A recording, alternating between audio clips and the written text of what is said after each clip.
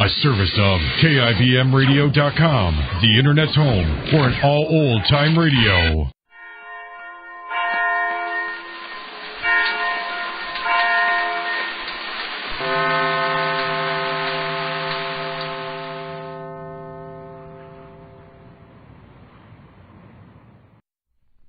This I believe. Dr. Reed W. Farnsworth spent 3 years in Holland, Germany, and England studying religion and serving as a Mormon missionary. At the end of this time, he returned to this country determined to become a doctor. For the past 13 years, he has practiced medicine and surgery in rural southern Utah. Here is Dr. Farnsworth's creed. To delineate one's basic beliefs is a soul-searching and worthwhile experience. As I review some of the past experiences which have contributed most to what I now believe, these 3 stand out most vividly in my mind. The first occurred when my mother died, leaving my widowed father with 6 small children.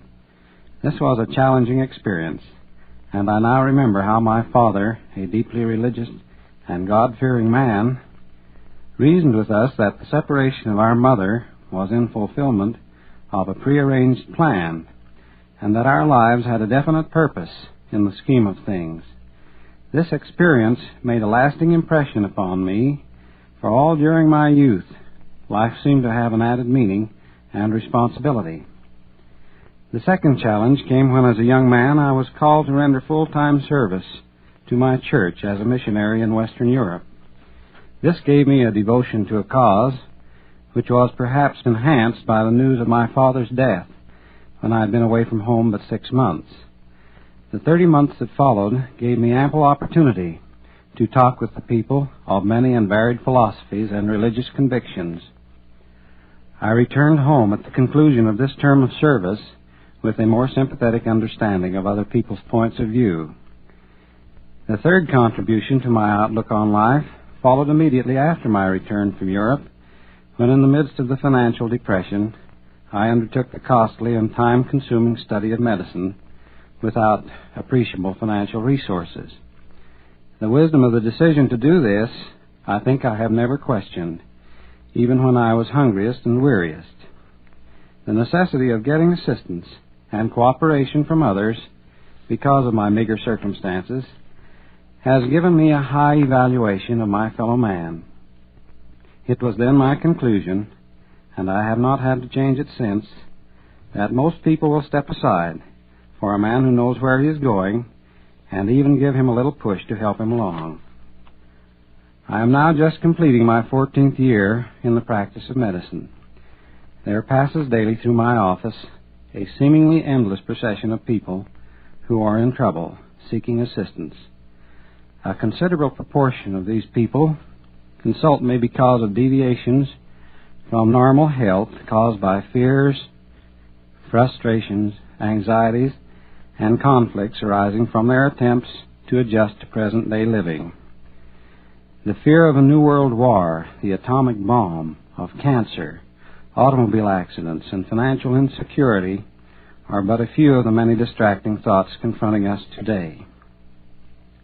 I have an abiding faith in the purpose of life and a conviction that we are conforming to a God-given plan.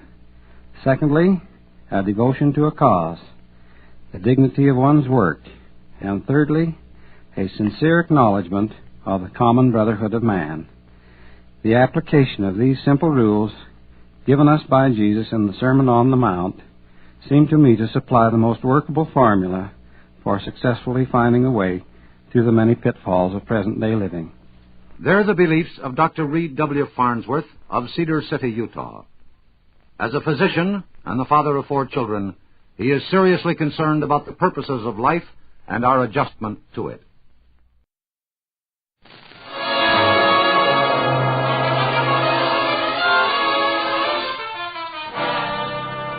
Good evening. This is Ken Roberts inviting you to listen to another adventure of Casey, crime photographer. Ace cameraman who covers the crime news of a great city. Our adventure for tonight, the suicide.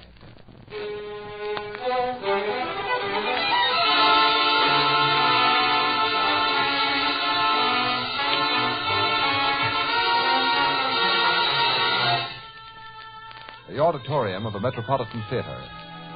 Its seats sparsely occupied with bored and restless playgoers who have been witnessing the opening of a new drama by an unknown dramatist. Casey, give him a little hand. I'm not that much of a hypocrite, Annie. Of all the lousy shows I've sat through in my life, this takes the cake. It's about the worst I've ever seen. Well, it's finally over. Let's get out. Yeah.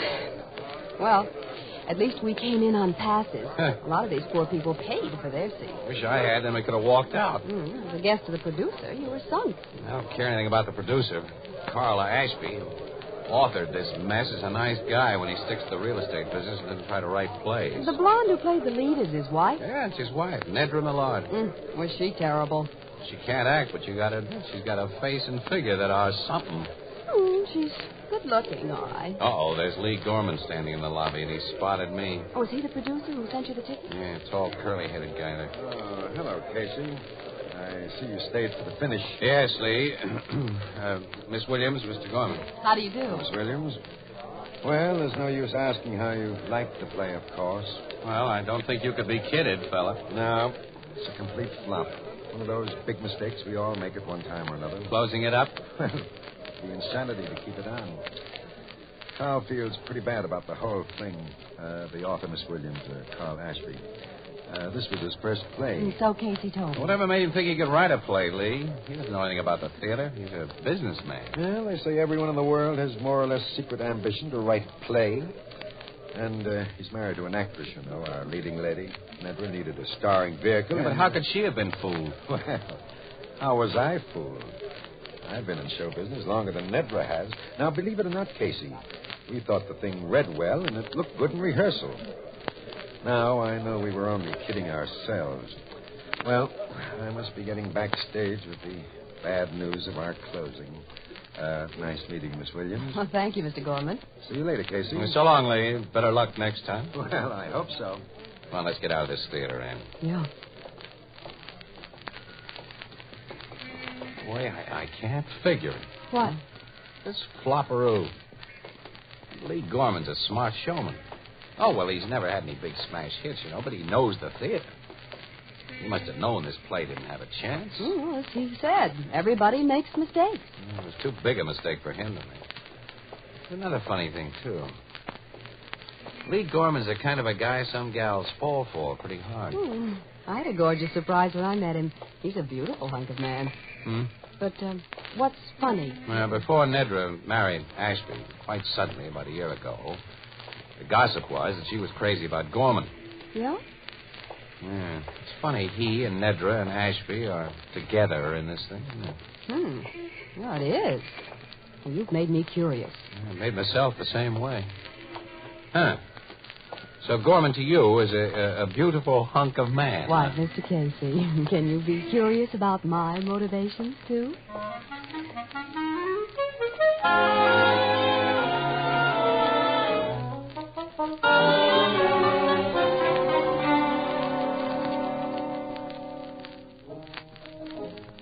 Hello, Casey. Good evening, Miss Williams. Evening, Ethelbert. Hi, pal. Say, I didn't see you two last night. Where was you? We went to the theater. Yeah? What'd you see? The turkey starring Nedra Millard, produced by a beautiful hunk of man, Lee Gorman. Beautiful hunk of... Well, Mr. Gorman must be seen to be appreciated, Ethelbert. I ain't ever seen him. But I know the author of that play you saw. Mr. Ashby comes in here every so often, and he's a nice little guy. I felt terribly sorry for him when I read all the mean things the critics wrote in their reviews this morning. Well, he'll get over the panic he got. A guy with his dough doesn't have to worry because he isn't a second Eugene O'Neill. What was the play about? The critics used up so many words making fun of it, they didn't have room to say... Well, it was mostly concerned with a suicide, Ethelbert. Suicide? One of those heavily tragic domestic dramas. Yeah, with the corniest dialogue I've ever listened to. Why should a cheerful, pleasant little guy like Mr. Ashby write about suicide? What I'd like to know is why he should write... Tell me after I answer this phone, Casey. Blue Note Cafe, Ethelbert speaking. Just a minute. Your city desk, Casey. Huh? Okay. Hello, Burke. Delhi Towers? Yeah, I know. It's a swanky apartment building on East Parkway. What do we cover there? What? Oh, we're on our way, Bert. What is it, Casey? Carl Ashby didn't only write a bad play about suicide. He's just jumped from a window 20 stories up.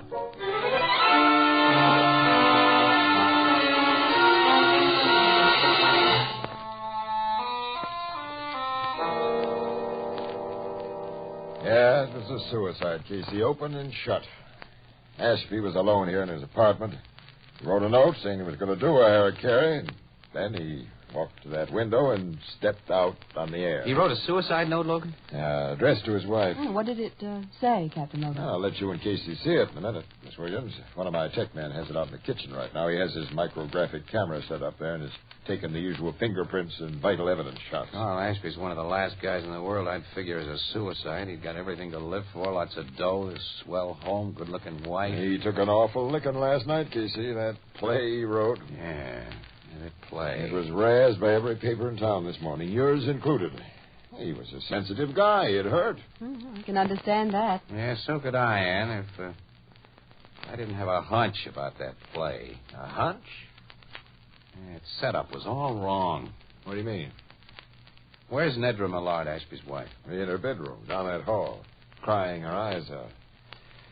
Yeah, it is nice to watch a pretty woman cry, Casey. But you said Ashby was alone in this apartment when He was when he jumped. Mrs. Ashby was down in the lobby talking to the night porter when his body hit the sidewalk. Talking to the night porter? Yeah, about a job she wanted him to do. Look, the doorman was there also, and 2 elevator boys. If you think maybe she pushed her husband out that window, she has a perfect alibi. This is a big apartment. Now, the Ashbys keep servants? Yeah, maid, cook, and butler. They were all sent to the movies tonight because Ashby wanted to be alone. Well, Mrs. Ashby actually sent them out, I imagine. Naturally. The woman of the house usually attends to such matters. Oh, come on in, Sergeant Dressler. Here's that suicide note, Captain. We've given it the full treatment. We're finished with it now. Thanks, Sergeant. This is the note Ashby left, Casey. I want to see that, too. Yes, so do I. Here. There's a piece torn off the top. Well, Ashby must have torn it or used a sheet of paper already torn. The note's just as I found it, and I came into this room ahead of everyone else. Read it. My beloved wife, when life becomes a mockery, one can only long for the sweet repose of death. I am a failure. Yeah, poor guy means that play he wrote. I have failed not only myself, I have failed you, whom I love with all my heart. He figured he'd done Mrs. Ashby a dirty trick because as the play star, she came in for some of the panning he got. That's one way of translating the statement. He goes on. The shame, the bitter agony of shame I suffer. Oh, brother. It's a terribly corny letter, Casey. Yeah, terribly corny is right, Ann. You finished? Yeah, the note's unsigned. Well, I told you we verified Ashby's handwriting. Yeah, but he didn't sign it. There's no name at the bottom. It just ends.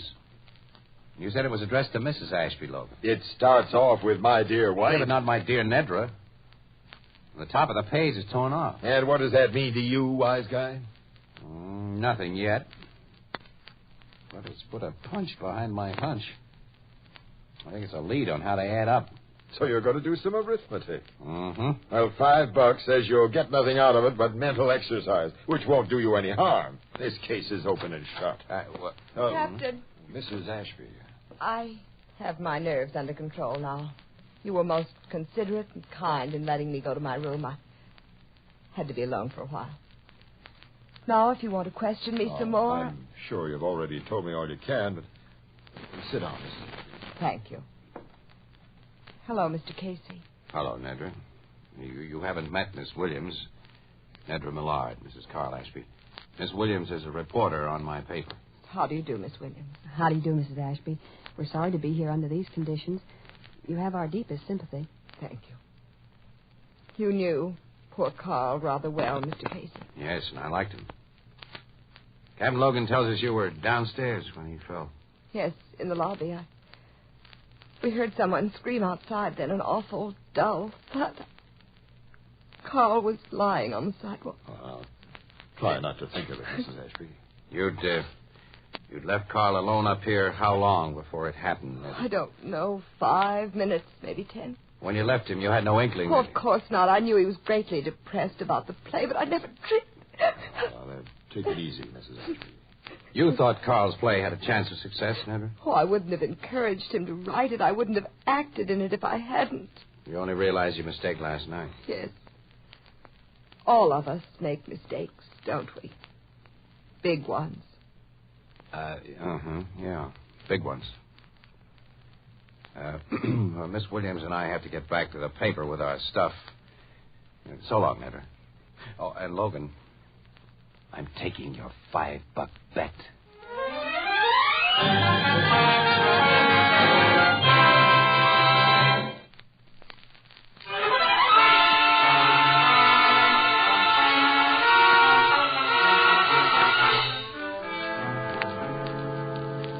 So you did your arithmetic last night, Casey. That's right, Logan. You want to hear my totals? I'm listening. Okay, here they are. Nedra Millard married Carl Ashby for his dough. But Lee Gorman remained her white-haired boy. She and Gorman planned a nice, safe way to get rid of Ashby and to get his money for themselves. You know, the dear old perfect crime. I've heard of the perfect crime. Yeah, well, you almost swallowed this one. Tell me more. Well, Ashby, like millions of other people, wanted to write a play. Have you ever thought of writing a play, pal? I've never had the time. Well, Ashby had the time. Never had the time. Well, Ashby had the time, so he wrote his play, guided by his wife and Gorman. Guided? Sure, they knew the theater. He'd naturally take their professional advice because he was an amateur. Now, this play dealt with a suicide. That suicide note you found after he dropped 20 stories was written for his play. What psychic power tells you that? The torn off top of the note tells me that. Have you ever read a play in manuscript form? No. Well, the name of the character who is to speak is written either above the speech he's to make or at the upper left-hand side of the speech. Now, in this case, I'm sure it was written above. That's why the top of the page was torn off, to get rid of the play character's name. You think? Yes. Now, what's more, the whole text of that note was in keeping with a corny dialogue Ashby wrote for his play. It was stilted, unnatural, it wasn't real. You saw the play with the lines of that note in it? Of course not. Gorman and Nedra aren't dumb. Sometime before the play went into rehearsal, I think one of them got Ashby to write the page you found in his own handwriting as part of a suggested script change. Of course, naturally, the change was never made, but the page was carefully preserved. And whoever got the page from Ashby after he wrote what was wanted took care that only the writer's fingerprints appeared on it. Sure. And Gorman produced the play, knowing it would make a laughingstock of its author. The ridicule, certain to be heaped on poor Ashby, was to provide an apparent motive for his suicide. And how, do you think, was Ashby actually killed? Lee Gorman did the job. Gorman let himself into the apartment with a key given him by Nedra, pushed Ashby, who was a much smaller guy than himself, out the window, planted that suicide note for you to find, and took the freight elevator down the back while everyone was out front gawking at the body on the sidewalk. You have a very nice theory, Casey. Well, I'm sure it's more than a theory. It's a fact. How are you going to prove that? Well, listen, now, don't you cops want to do anything for the dough we taxpayers shell out to you? Go on, you get the proof, pal. Suppose I already have pretty good proof that your theory is all wet. Huh? $250,000 is a lot of money, isn't it? Well, what are you getting at? I had a talk with Ashby's lawyer this morning while you were still wrestling with your arithmetic. He told me that Ashby took out a $250,000 life insurance policy in his wife's favor less than a year ago. Less than a year ago? And like almost every other life insurance policy, it automatically becomes void if the holder commits suicide within 12 months of its date of issue. Oh. Yeah. And as things stand now, Nedra loses $250,000. That's right, Sherlock. Do you still think she helped arrange a murder that'd look like a suicide? No. And Gorman wouldn't either. Not with that much jack involved. Well, maybe Ashby's leaving us so much dough they can afford to skip that policy. She'll get a nice piece of change, but Ashby's lawyer says he wasn't as rich a guy as people thought. Did Nedra know about that policy? Well, Ashby's lawyer says she knew about it. Yeah, well, who's the lawyer? Ben Cartwright. Is his word good enough for you? Cartwright tells you anything, it's so. Well, did he say that she knew about the suicide provision? No, but everybody knows about those suicide clauses. Well, not everybody, Logan. Not everybody. Gorman's a bachelor. He's never had any reason to take out life insurance. And sharp-shooting gals sometimes miss their target through overconfidence. Everybody does make mistakes, Logan. I'm paying a call on Ben Cartwright. Why? I'm still convinced that my theory about Ashby's suicide is right. And I'm going to try to prove it by the thing you think disproves it. That insurance policy.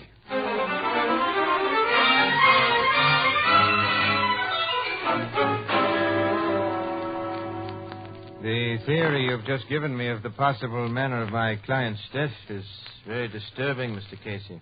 Mr. Cartwright, I'm laying all my cards on the table because I need your help. To your knowledge, did Mrs. Ashby know about the suicide clause in that $250,000 policy? To my knowledge, no. I never discussed it with her. Do you think her husband ever discussed it with her? I doubt it. When I took out life insurance, I didn't tell my wife. Healthy-minded men pay little attention to that suicide clause, and I always regarded Carl Ashby as a healthy-minded man. Well, so did I. I didn't know him as well as you did. Carl Ashby was my friend as well as my client, Mr. Casey. How can I help you? You handled all of his affairs? Yes.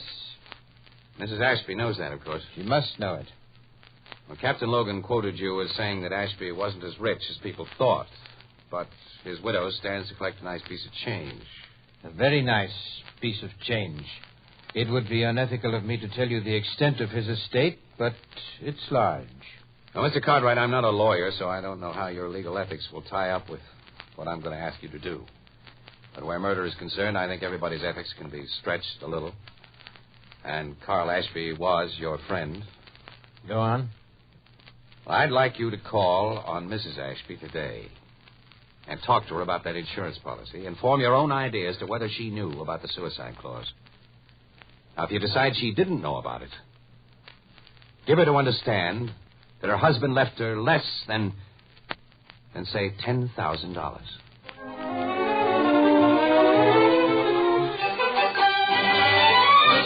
But this is ridiculous, Mr. Cartwright.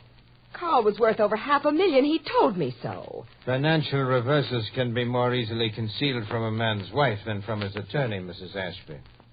Only $10,000. Of course, had he died by any other means than suicide, you'd receive an additional $250,000. Yes, $250,000. Well, I must be leaving now, Mrs. Ashby. Goodbye. Goodbye. What? Oh, yes. Goodbye, Mr. Cartwright.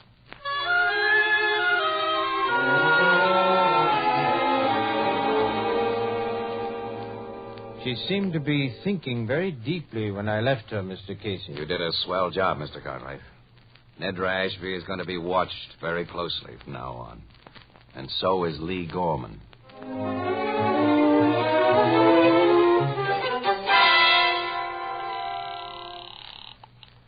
Hello? Lee, this is Nedra. Oh, how are you, darling? I've been trying to get you for the last hour. Well, I just came home. Lee, I've got to see you tonight. Oh, yes? Well, what about? I can't tell you over the telephone. I'll come to your apartment. What time? 9:00. Okay. And be alone.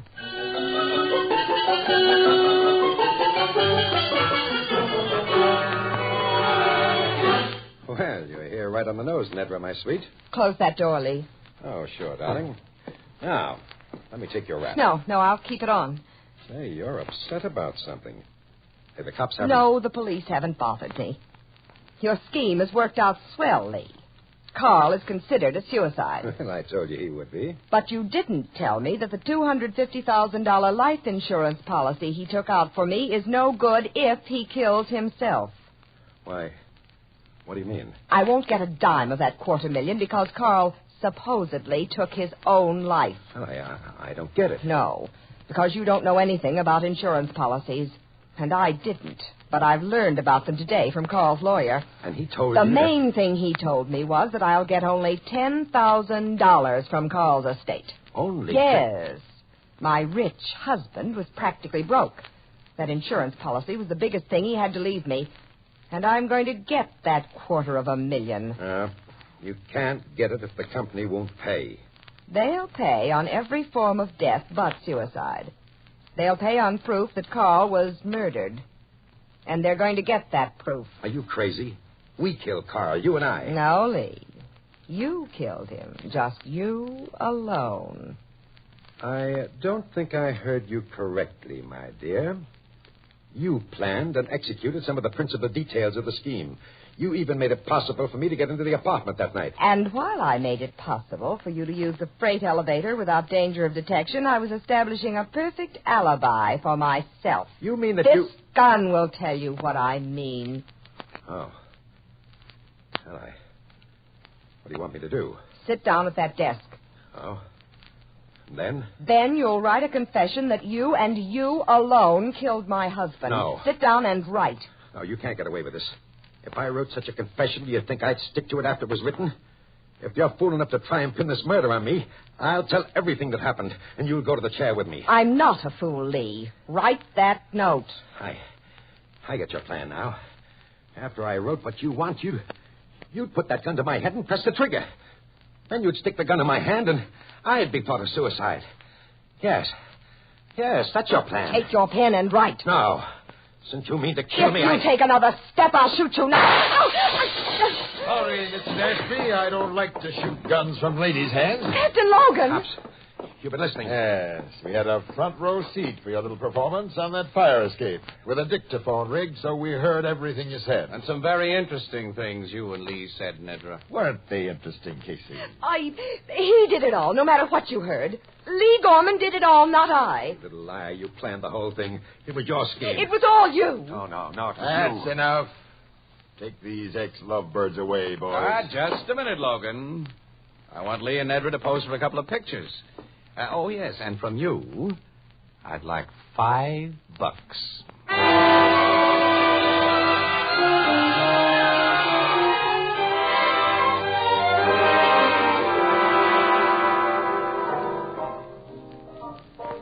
So them two sweetie pies turned against one another, huh, Casey? Well, you should have heard him after Logan got him to headquarters, Ethelbert. Each made a full confession of what the other had done. They're going to wind up sitting in the same piece of hot furniture. Hot furniture? Oh, you mean the electric... Oh. How'd you figure Mrs. Ashby would go to Gorman's apartment after that lawyer talked to her, Casey, and do what she did do? Well, there wasn't anything else she could do to salvage that $250,000 insurance. And Lee Gorman was right in his theory, Ethelbert. She meant to shoot him when she got his confession and make him appear as a suicide. You know, I'd say that Nedra Millard Ashby ain't a very nice lady. Check, pal. Say that again. But, a certain person I know thinks Lee Gorman a beautiful hunk of man. And tell Ethelbert what you did with the $5 bet that you won from Logan, Casey. Well, okay. I bet it back to him, plus 5 more, that the Red Sox would win today. And they lost. Well, everybody makes mistakes, don't they? Oh, that's what I've always said. Everybody makes mistakes. Yeah. Did you say the Red Sox lost today?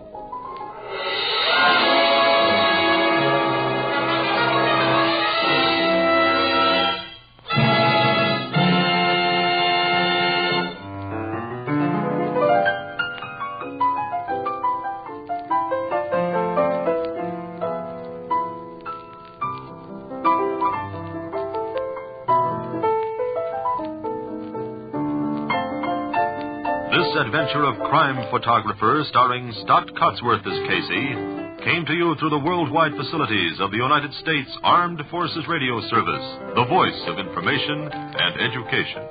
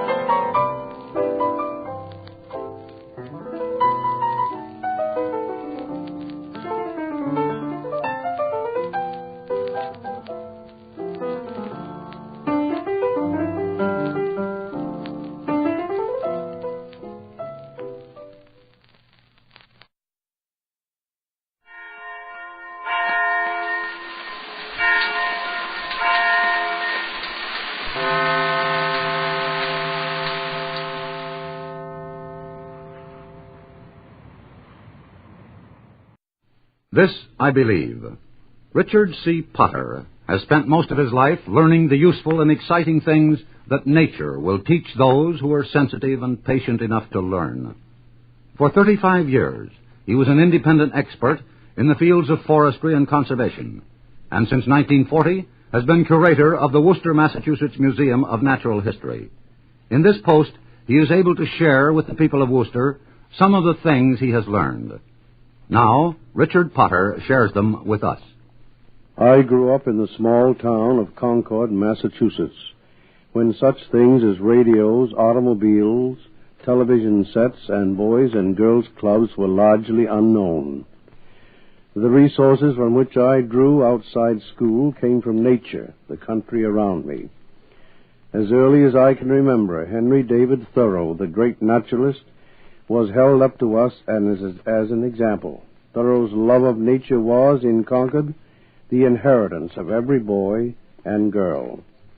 I followed closely all the excursions of which Thoreau wrote. These experiences gave me a profound and lasting interest and respect for the laws of nature. I believe that if a child has the fundamental laws of nature interpreted to him in his early years, he will, as an adult, become a finer citizen and secure the tranquility and peace that can be found only in nature. I believe this is a prime necessity in the training of all children, beginning with my own. I must be aware, and my children must be aware, of the importance of developing ways and means of preserving our natural resources, upon which, as I see it, depends the continued prosperity of our nation. When our country was pioneering, the greater part of our people lived upon the land. There was still a pioneer atmosphere to my boyhood. I had to adjust my daily life to the weather, the season, the physical needs of the home and group. Every thought, whim, fancy, and developing philosophy of our family were fashioned to the needs and conditions of the day. Population was scarce and scattered. Schools were primitive as compared to today. Churches and towns were far apart, and we walked to and from school. We lived with nature and grew to know her every mood. We were conscious of the seasons' change, knew where wildflowers bloomed, birds nested, and wild fruit ripened. We knew when foxes came out of their dens and when the chestnut burrs were opened by frost. I believe in the importance of passing this knowledge along. I believe that children should be made familiar with the passage of the seasons, the characteristics of climate, and the significance of weather. I believe in the charm of landscape, the inspiration of star-lighted skies, the thrill of the robin's and bluebird's return. I believe in the voice of the song sparrow and have reverence for the garden's growth. For me, there is substance to the wild fragrance of the mayflower and grape, and a conviction in the murmuring of surf upon the shore. I believe all these things must be restored to children. With their lives thus enriched by nature and the necessity to conserve her resources, I believe we can look to a more stable, virile, and intelligent future among men. I believe my task is to try to help bring this about. Toward it, I am devoting and using all the resources and implements given to me in all my long life of work. Those the beliefs of Richard C. Potter, curator of the Worcester, Massachusetts Museum of Natural History.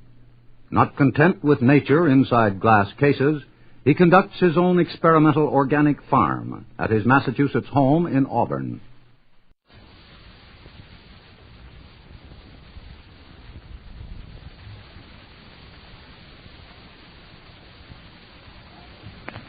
Crime does not pay.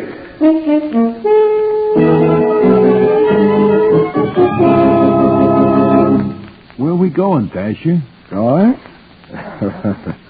We're not going. We're there. Yeah, you heard him, Georgie. We're there. This garage? Sure, let's roll in the garage. Just the place for a nice friendly game. Come on up the ramp, Georgie. I don't feel like playing, Dasher. Sure you do. You said so. Yeah, but I just remembered I don't have no dough on me. You won't need any dough, Georgie. No dough for this game, Georgie. Ollie. Harry. What's going on? Get up that ramp, Georgie. We got a new game, Georgie. It's called Stick the Pigeon.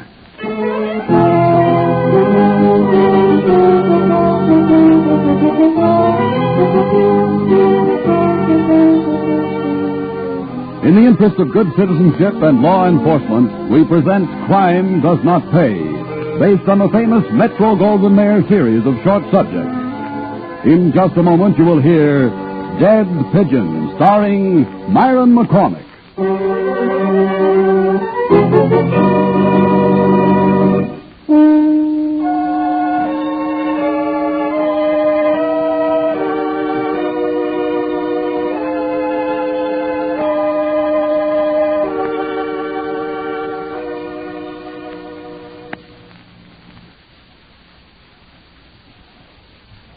Now, Crime Does Not Pay, starring Myron McCormick as Louis the Dasher Monroe in Dead Pigeon.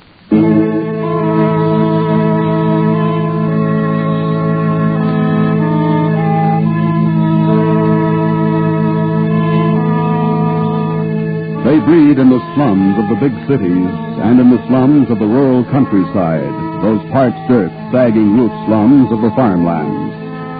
They want what others have, and when the proper means does not exist, they take what they want, making jungles of their minds and living according to the jungle's law of kill or be killed.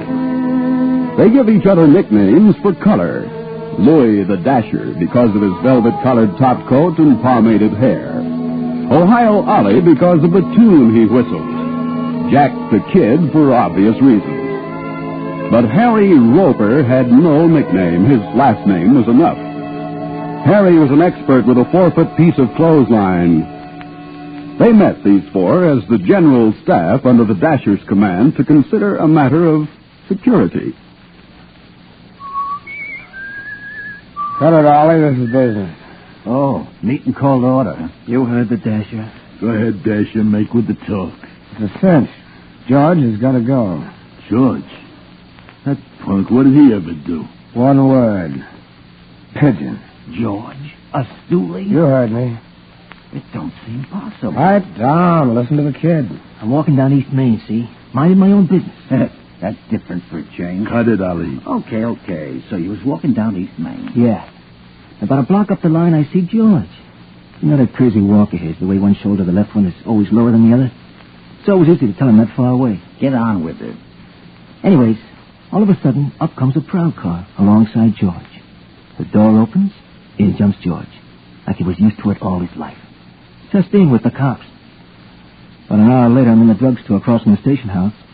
Out comes George and walks away. That don't prove nothing. Maybe they had a piece on him from the prowl car. That was the day they picked up Stan right out of his hideaway. Nobody knew where he was, except us and George. What else? The day before they broke up the game back at Marty's Laundry, George was down at the DA's office. 2 days before they shot it out with Johnny Sugar, I saw him make a pinch on George. A rap that didn't stick more than 3 hours. That's enough. Me too. When do we give it to him, Dasher? Tonight, if we can find him. We'll find him. Want me to look? George likes me. We'll all look. 2 by 2. What's the pitch? You'll stay with me. We'll make the candy store at Finnick and Newcastle our headquarters. Harry, you take Ollie. Work out of the all-night beanery over at Lincoln and Park. That's near the garage where the kids stashed that hot car. We'll check by phone from the pay stations. Whoever finds George talks him into a small game in the garage. No shooting, understand? I want Georgie to know why and how he's getting it.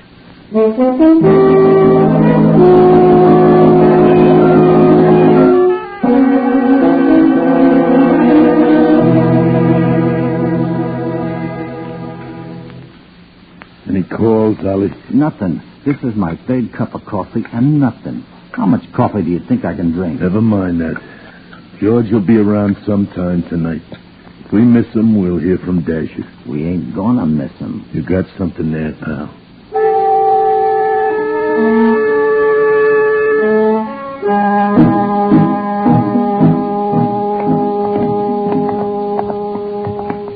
much longer are we going to walk, Dasher? Till we find you. Why'd we use the car?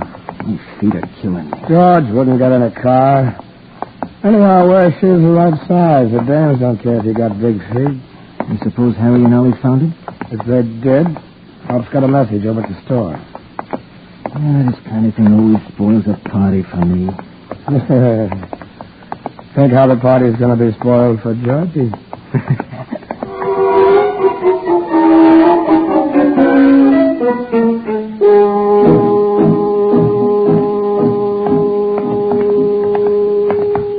I never noticed before. The streets are awful quiet this time of night. Oh, morning. That's why I said no guns. I get it. So, George. Take a look at this. Over here under the lamppost. What is it? A note. Read it. Meet me in my office Wednesday, 10 a.m. Tom Edwards.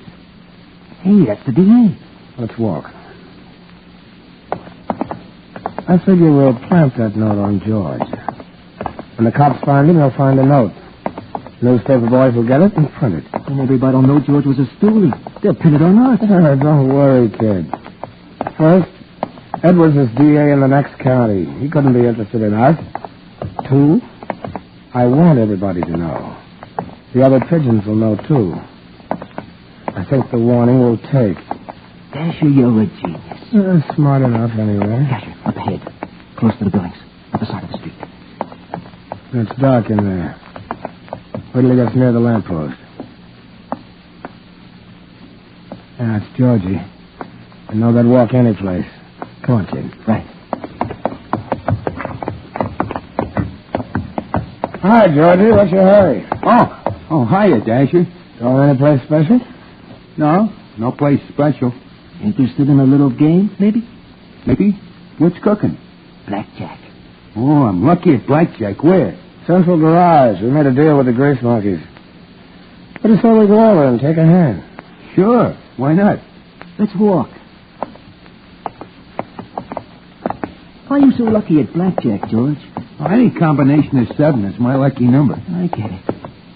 Think you ought to play tonight? Why not? Today's the 11th. Oh, the date don't mean nothing. Just the cards? And the dice. There's Pop's corner. Lights are still on around here. Night Owl show at the movie. Wouldn't pay for Pop to keep open otherwise. It'd pay Pop to stay open only for us. Any other neighborhood would attract too many nosy cops. Wait for me. I'll only be a minute. Yeah, sure. Yeah, we'll be here. Now, like I was saying, kid, any combination... Any messages, Pop? No, nothing from nobody. How's business? Any business? How can it? Anybody in the back room? I want to use the phone. Nobody in back, nobody in front either. If it gets no better, I'll give it up entirely.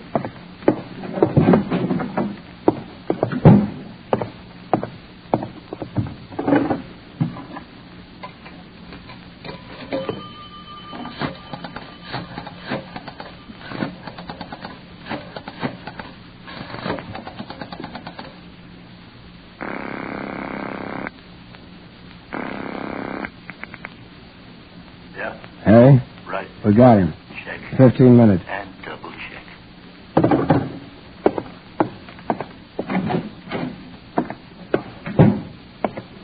Well, that was quick. And to the point. Pop. Yeah? Anybody wants to know, the kid and I have been in and out of here all evening. That's the truth. See you, Pop. Good luck with the soda.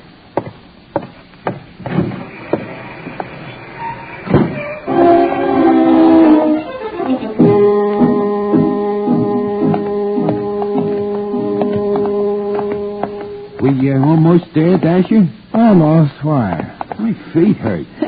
That's what I said just before we met you. Funny. They're okay now. I thought you said Central Garage, Dasher. Did I? Where are we going, Dasher? Going? We're not going. We're there. Yeah, you heard him, Georgie. We're there. This garage? Sure. What's wrong with the garage? Just the place for a nice, friendly game. Come on up the ramp, Georgie. Right.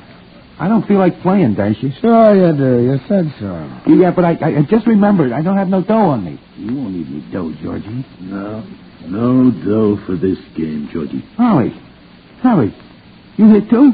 Hey, what's going on? Georgie. Hey. We got a new game, Georgie. It's called Stick the Pigeon. No, you can't. Come on, get him inside before he wakes up the whole neighborhood. Get up there. Just look at Dasher. No, get him in the back, way back. Come on. That's it. No, I didn't do nothing. Honest, I'm clean. Stand. And for money. And for Johnny Sugar. I couldn't help it, Dasher. They had it on me for that Mercer Street job. They was going to fry me if I didn't talk. Now, Dasher? What else did you tell him? Nothing, I swear. Let me go, Dasher. Let me live, Dasher. Dasher. Show him, Harry. Only 4 feet long, Georgie. No, not the rope. What do you got for him, kid? Steel. Makes a hole about a 16th of an inch across. Big enough. Don't shoot me, Dasher. Not the pig. Shoot me. You're gonna burn, Stan. Marty will work his hands off in a jute mill. Johnny will go to the rock. We hate stoolies. And in a very few minutes, you, my friend, are going to be one dead pigeon.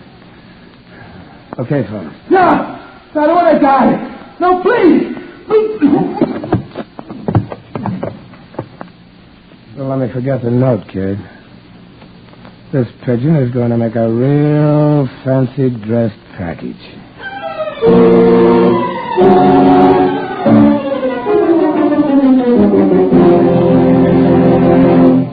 In just a moment, Crime Does Not Pay will continue with Dead Pigeon.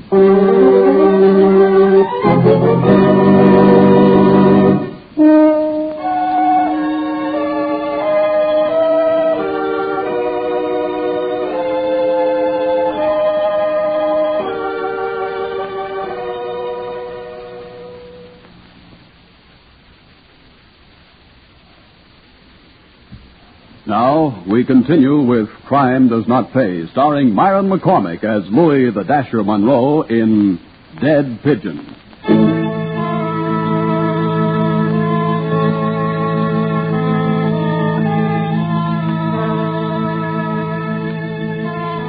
They found George, the dead pigeon, next morning. The stolen car into which his body was tossed was abandoned on a quiet, tree-shaded residential street. A passing policeman noticed the cloth of George's coat caught in the door of the locked car. One look through the window, and that particular policeman was on his way to the nearest call box. Shortly thereafter, prowl cars, squad cars, an assistant medical examiner, and the wagon from the city morgue converged on the spot. That tree-shaded residential street was quiet no longer.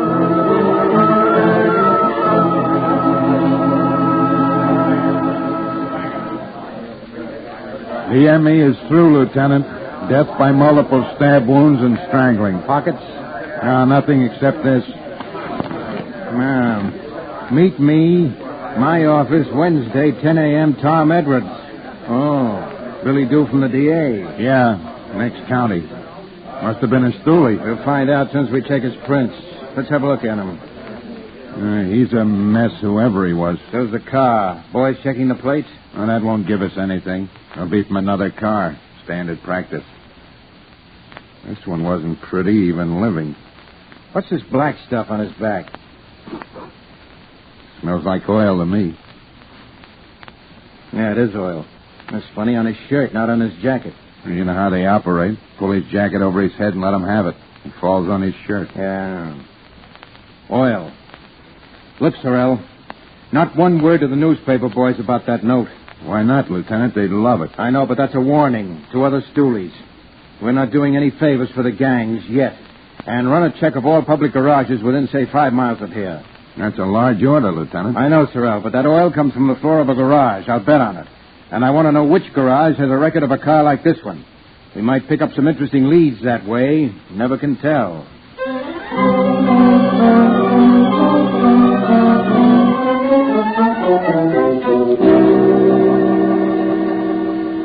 Company's come, Lieutenant. Picked up Joey here when he came to work tonight.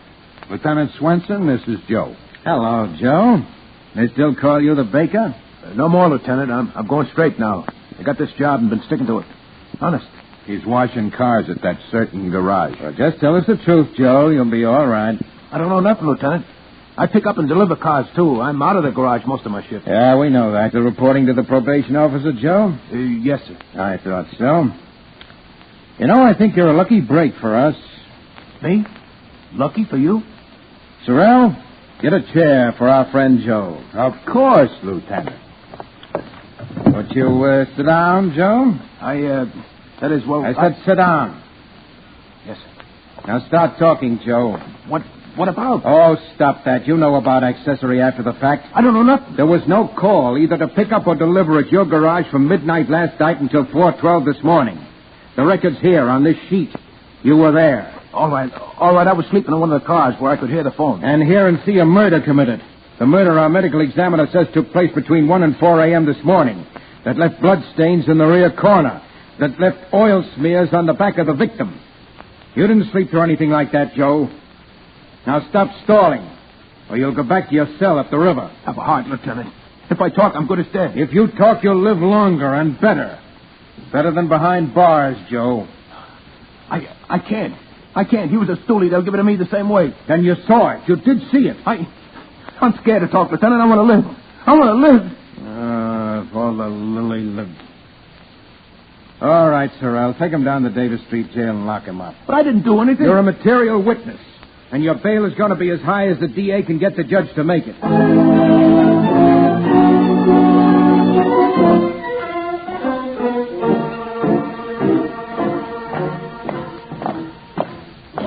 2, 3, 4. 1, 2, 3, 4. Keep step.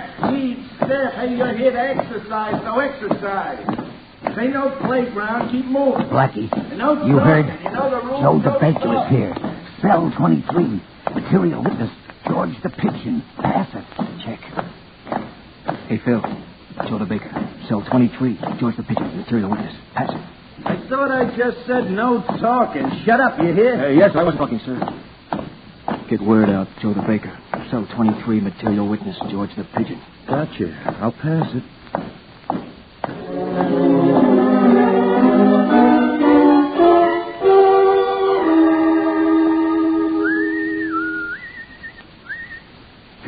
Is that you, Wally? Yeah. No, name's Jerk. Sorry, I heard something on the grapevine over Davis Street. Spill it. They got a witness on that pigeon killing. They couldn't. Who is it? Joe the Baker, remember? Yeah. Where was he? Asleep in a car. Noise woke him up. Brother. Dash will want to know about this. Fella, you earned your money this time. We set the bail? Yeah. $100,000. Looks like they want to keep him.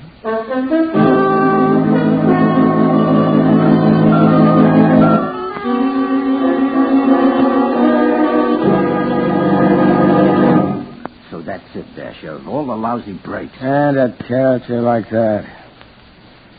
Okay, Ollie, we'll get him out. Spring him? No, legitimate. We'll bail him out. Well, we get the 100 G's. Don't worry about that. The Constitution says no big bail or something. I'll send a mouthpiece into court in the morning. He'll get that bail reduced, and we'll put it up. Get it? And then what? When Joe the Baker walks out, we'll be waiting for him. He'll jump bail all right. They'll never find him. And it'll be worth every cent it'll cost us.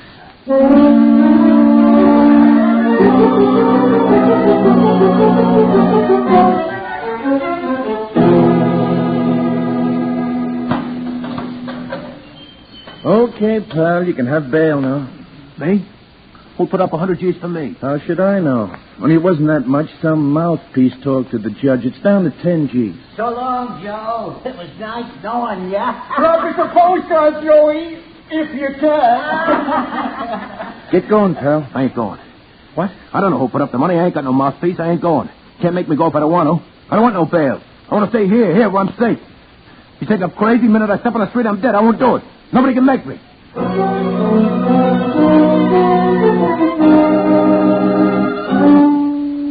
You getting me that straight, Ollie? Straight like I got it. Our pal, the Keys, says Joe suddenly got smart and refused to bail. What wised him up? Seems like the other characters in his cell block began wishing him goodbye. That's what he got worried. I'd like to... Easy, Dasher. That's my job. Those dumb, stupid...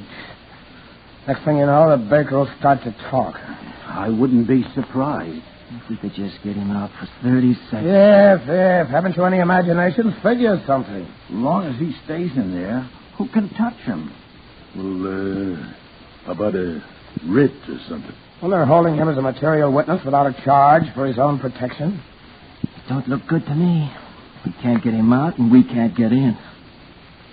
Can't we? What are we paying a jailer for? News broadcast? Maybe you got something, Dasher.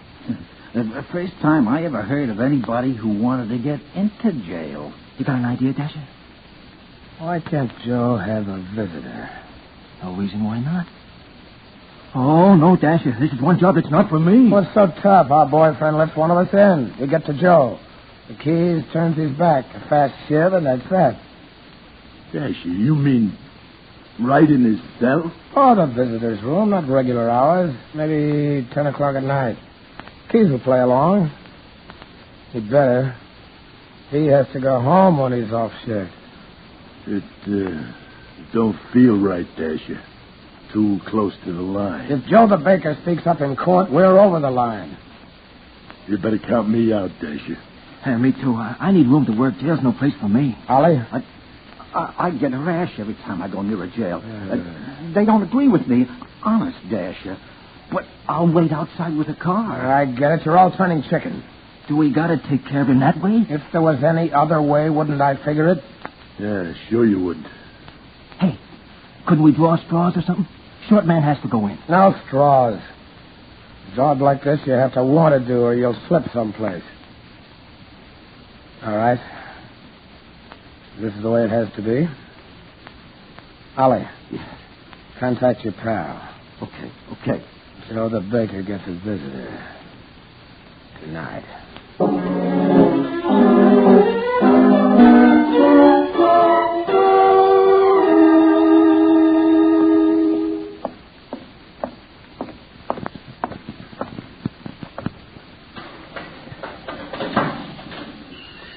Who's that? You got a visitor, Joe. Visitor? Me?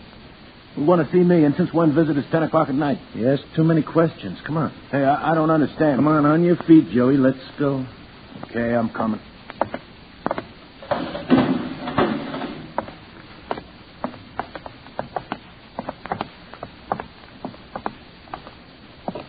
Hey, this ain't the way to the visitor's room? Well, not the day room. At night, we got a special place down near the kitchen. Yeah. Okay. It's in here, Joey.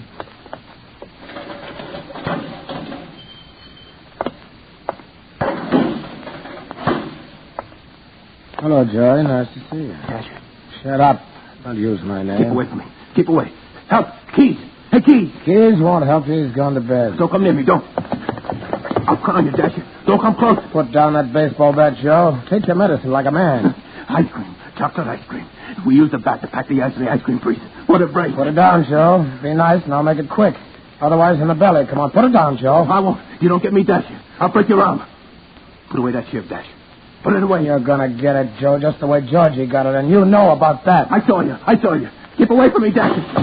Well, get Joe's back. All right, Dasher, drop that knife. Look out, Flatfoot. I thought he was going to cut me. I thought he was going to cut me. I will, you lousy... Wait, Julio.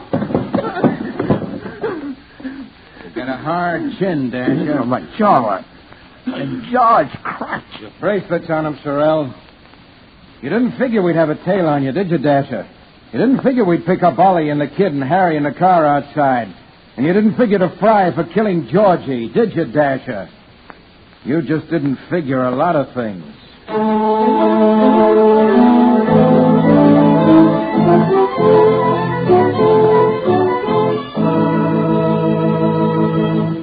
Crime does not pay.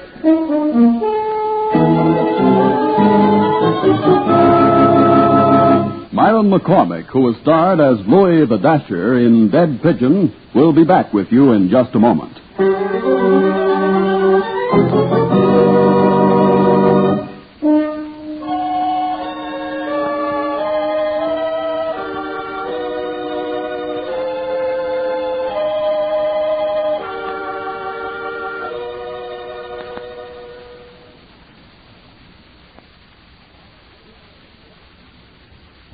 Now, here in person is Myron McCormick. I know that many of you believe that the world of Louis the Dasher, Ohio Ollie, and George the Pigeon is a world of fantasy, drawn from the vivid imagination of a writer of crime stories. I'm glad that you can believe this, but the fact remains that you must not believe it, because this world really exists. This is shocking, I know, and you have every right to ask not only what is to be done about it, but how it happened, and how such things can be prevented. The police do what can be done. This underworld came into being largely because of the kind of greed that breeds in slums and dire poverty. These things can be rooted out at their source. This is a basic goal toward which our civilization is moving. When we have reached that goal, you and I and all good citizens, then we will have demonstrated once and for all that crime does not pay. Thank you, Myron McCormick. Crime Does Not Pay is written by Ira Marion and directed by Max B. Loeb, with music composed and conducted by John Gart. Technical advisor is Burton B. Turtis. The event's characters fictitious. Any similarity is purely coincidental.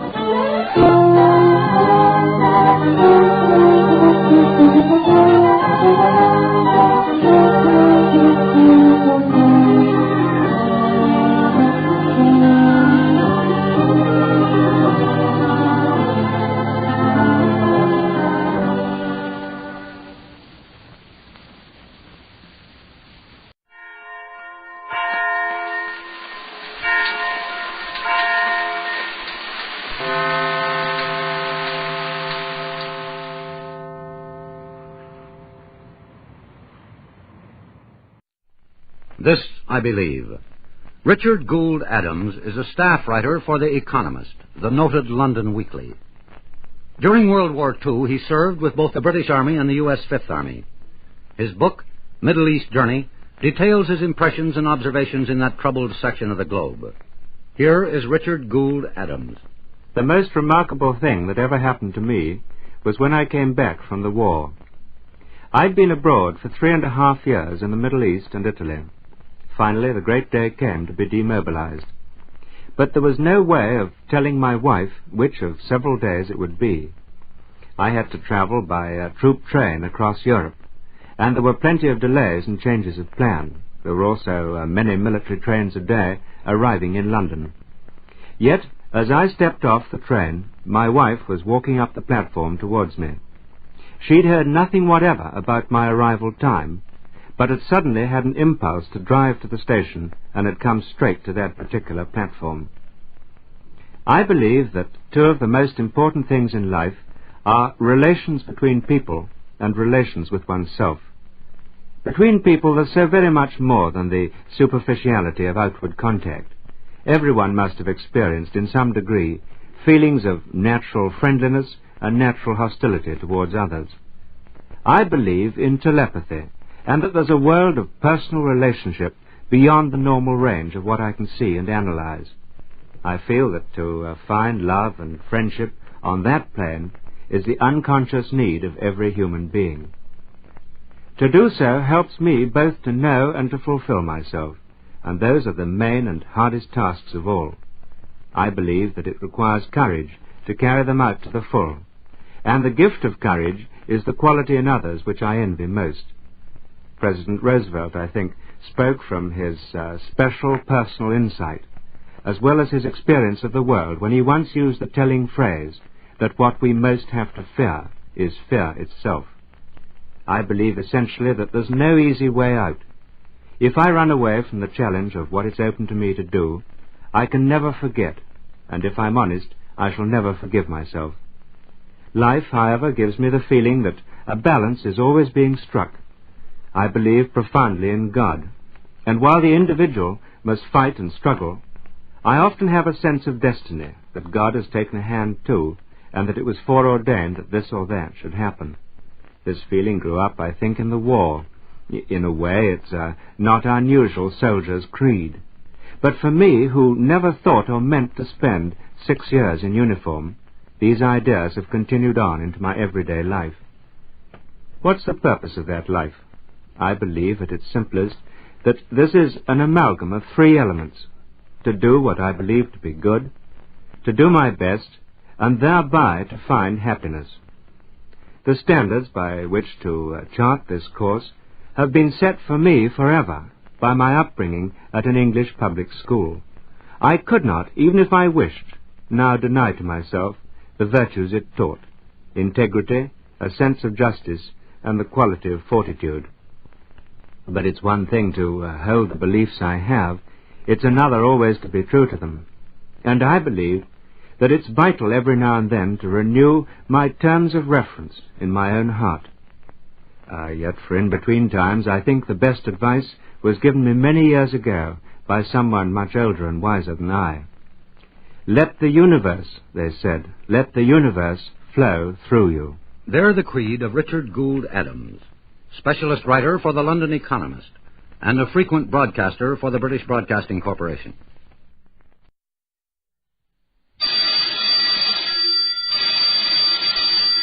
Calling all detectives. Some tokens are good for streetcar rides or drinks at a bar. But I once found a token good for $5,400 in cash. That is the situation on this page from my casebook, the casebook of Jerry Browning, private detective. It doesn't take a private detective like me, Jerry Browning, to realize that money has no home. It only comes to visit. I was entering the lobby of the finance building to keep an appointment with the secretary of the Dairymen's League when the man who bumped into me hard enough to knock me off my feet didn't stop to apologize.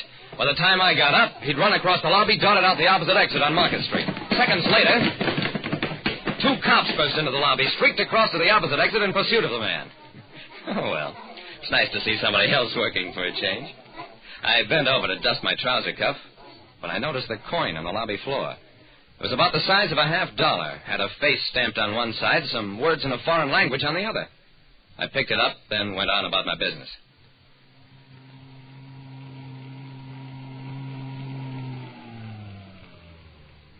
The appointment was brief, just long enough for the secretary of the Dairymen's League to give me a check for $200 as payment for a job I'd done. If you'd rather have the cash, Mr. Browning, you can cash the check at the currency exchange in the lobby. I needed cash, so 5 minutes later I was waiting in line at the currency exchange. I'd put the check in my pocket, and as I reached the window, pulled the check out and the coin I'd found along with it. On impulse, I flipped the coin through the grating. This worth anything? Shut up, wise guy. I was so surprised that I didn't say anything for a moment, which was long enough for the clerk to shove a bundle of money at me. I staggered across the lobby, counted the money I'd been handed. $5,400 for a battered silver coin. When I offered a currency exchange man a coin I'd found, he gave me over $5,000 in cash. I went out to my car, got in, and did some thinking. Now, for all I know, there may be old coins worth $5,400 or even more. It's a cinch that a currency exchange clerk wouldn't know about them. So why was I given the money? Unless the coin was a token, private currency with arbitrary value. But what kind of a token was worth $5,400?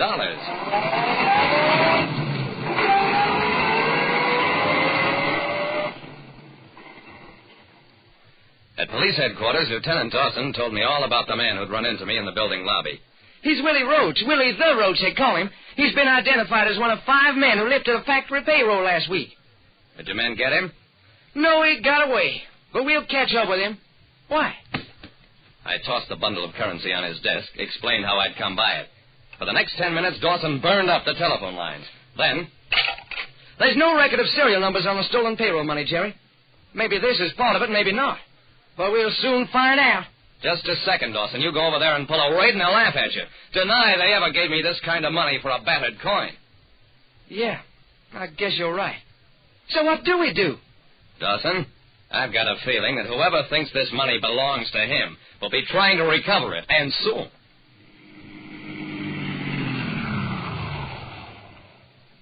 I drove home, parked my car in my garage, turned off the lights, stepped out, and... When I came to, I found myself lying on a couch. I didn't open my eyes all the way, just enough to make out that I was in a small room. At a little distance from me, 2 men were sitting at a table. Well, I'd been right. They did want their money, and a lot sooner than even I had thought, except that the money was locked up in a safe at police headquarters. I closed my eyes as the men got up, walked over to the couch. He's still out, Joe. You shouldn't have hit him so hard. So what? So he croaks, so who cares? I care. I worked for that, though. I'm entitled to it. If the guy croaks before I get it back, I'll never get it back. It's tough, Willie. Maybe I can choke some life back in him. I could feel Willie's breath on my cheek as he bent over me, and in that same instant, I drew up my knees and, not to make too fine a point of it, kicked him in the stomach. An instant later, Joe was smashing away with me with one hand, trying to draw a gun with the other. That was a mistake. Well, I was now in command of the room, though I had no idea what lay beyond it. I bent down, took the gun from where it had wedged in Joe's pocket, and for the first time really looked around. Realized that I was in an office. I opened the door cautiously and found myself in the anteroom of a suite of offices. While I was still wondering what to do, the front door opened and a man walked in. Did you get the money back? It was the currency exchange man, and we recognized each other in the same instant. Come on in and close the door. Maybe I've got some more old coins you'd like to buy, or a bullet if you so much as jerk a muscle. Please don't shoot. Don't shoot, the man says. I'm going to cut you up into small pieces and toss them out the window. He looked as though he'd faint. I took a couple of menacing steps toward him, and he practically babbled. All about how he'd let a gang talk him into having his currency exchange used as a payoff point. How he'd purchased this group of old coins, which the gang used as tokens. How he took in hot money hauls at discount and eased the currency back into circulation. In fact, he was still babbling when the door opened again, and Dawson burst in with a police squad. Jerry, I'm certainly glad I came in time. What happened to you? I glanced in the mirror, and even I was shocked at my appearance. Face battered, eyes almost closed.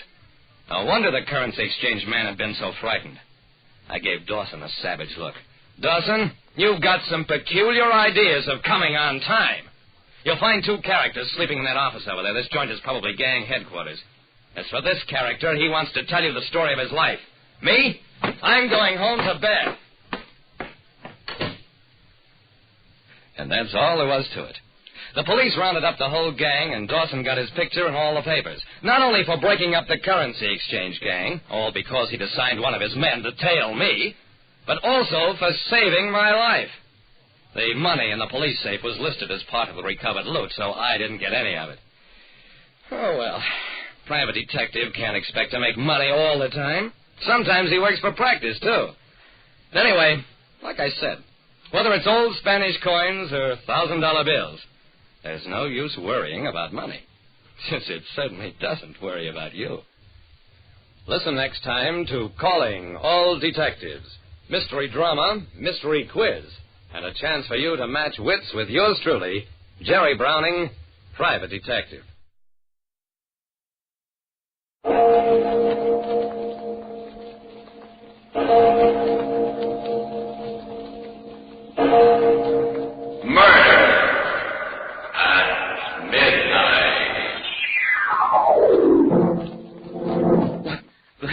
They'll hang me like a common criminal, and I didn't mean it. You know I didn't. Oh, stop whining, Gerald. Take your medicine like a man. What? All right, Harvey. I'll stop. You're responsible for the whole thing. You know you are. And since they can only hang me once, even for 2 murders... Midnight, the witching hour when the night is darkest, our fears the strongest, and our strength at its lowest ebb. Midnight, when the graves gape open and death strikes. How? You'll learn the answer in just a minute in Death's Goblets.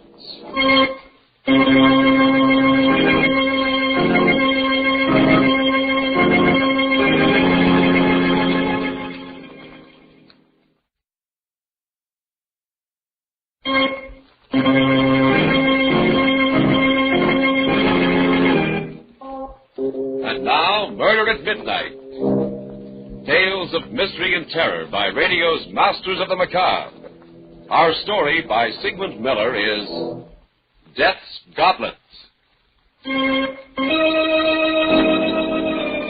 It all began at one of Arthur Cunningham's parties. He always gave a party when he came back from one of his trips abroad. I went there with Gerald, my partner, and his wife, Susan. Beautiful Susan. Did I care for her? People used to say so. But she was too self-centered a woman for me.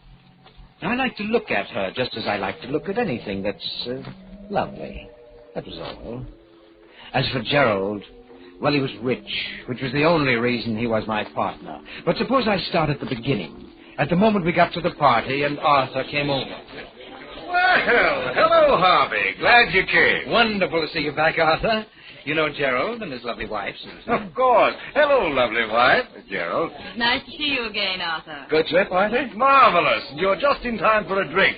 Let's get away from this mob. Come into the study. I just opened my last bottle of Chateau Albert. Oh, nice. Here we are.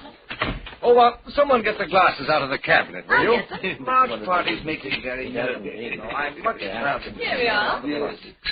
Hi.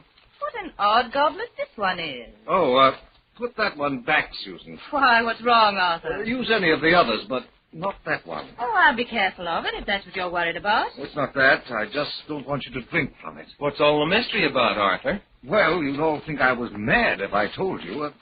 Take a look at it. It's a very strange-looking glass. Yes, looks Venetian, possibly from Murano. It is. This red spot here on the side. Yes, it's supposed to be a drop of blood. That's very odd. How do you know that?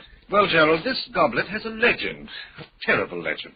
And, of course, none of you will believe it, but the story is that anyone who drinks from this goblet will kill someone. Oh, that's wonderful. And you believe it? Why, yes, Gerald. You see, I've had proof. Good heavens. I once drank from this goblet. What? Arthur, you're joking. You mean that... Yes, Susan, it was justifiable homicide, but after I drank from it, I did kill someone. Well, he was a thief and he attacked me, but still I killed him. Well, you never told us about that. It's not anything that I care to remember particularly. Oh, how terrible for you, Arthur. Where did you get the goblet? From a murderer. A man who killed his wife. They were auctioning off his estate. Extraordinary. May I look at the glass, Arthur? Yes, if you like. Everyone stared at the goblet in silence as I held it to the light. It had a delicate brown tint, reminding me of old blood, except that it sparkled and glittered. The spot of red did look like a drop of blood about to roll down the side. It seemed ridiculous that this inanimate object could make men commit murder, and yet there was something about it that fascinated me, and suddenly I wanted to drink out of it. You seem very interested in my goblet, Harvey. Yes, will you pour some wine in it for me? What? No, Harvey. This happens to be one superstition I believe. Everyone who has ever put his lips to this goblet has killed. I don't know why it's so, but it is. Oh, it's silly, of course, but why tempt fate? Oh, nonsense, Gerald, nonsense. I'm going to drink out of it. You'll have to pour the wine yourself, Harvey. All right, I will. Well, here's, health and long life. No, Harvey, I won't let you. Oh, why, Susan, you shouldn't have done that. You've spilled some of Arthur's best burgundy and ruined a good tablecloth. It doesn't matter. I'm glad you did it, Susan. I won't let you or anyone else drink from that glass. It's strange to get so distressed about a ridiculous legend. I don't think murder is ridiculous. You know, I'd like to get rid of it. I was thinking of destroying it. Well, why don't you? Just fling it against the fireplace. No, I can't. Huh? I've tried several times, but somehow I couldn't. Arthur? Yes? How about giving it to me? I'd rather not. Oh, come on.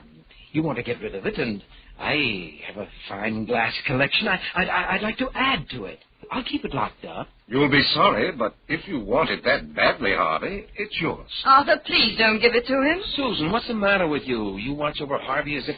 Well, as if what, Gerald? Oh, the whole business is absurd. Of course it is. Yes, and if I should drink out of it and commit a murder, that would be the most absurd thing of all.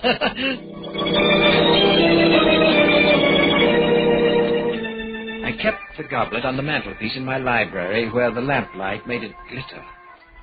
I discovered that the red drop was not paint. It was ingrained in the glass. Oh, very cleverly. And one night, both Susan and Gerald were at my home. As we chatted, I got up, went to the mantelpiece, and idly toyed with the goblet. Goblet. It's the one Arthur gave. Yes, you remember. He gave it to me. Why don't you smash it, Harvey? Get rid of it. Ooh, it gives us all the creeps. Well, Gerald, you aren't really afraid of a piece of glass, are you? You don't believe Arthur's story at all, do you, Harvey? On the contrary, Susan, I do believe it. But not the way you think. What do you mean?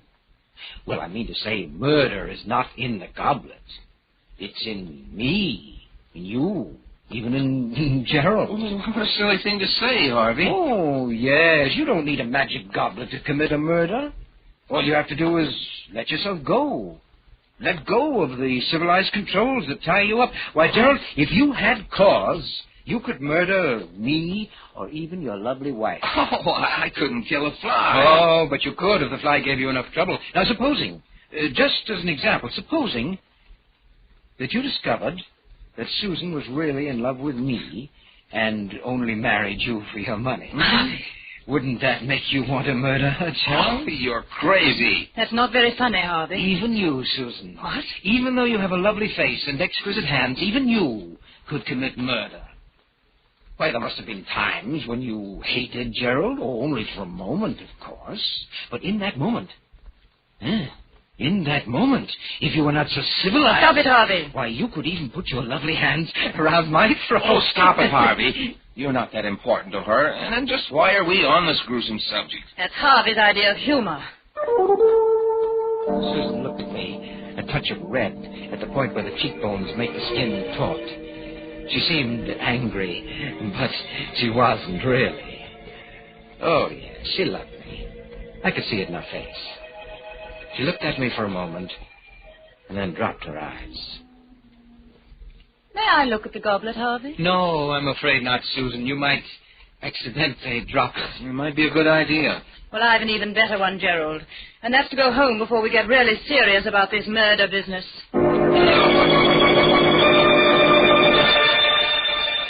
I sat there staring at the goblet after they left.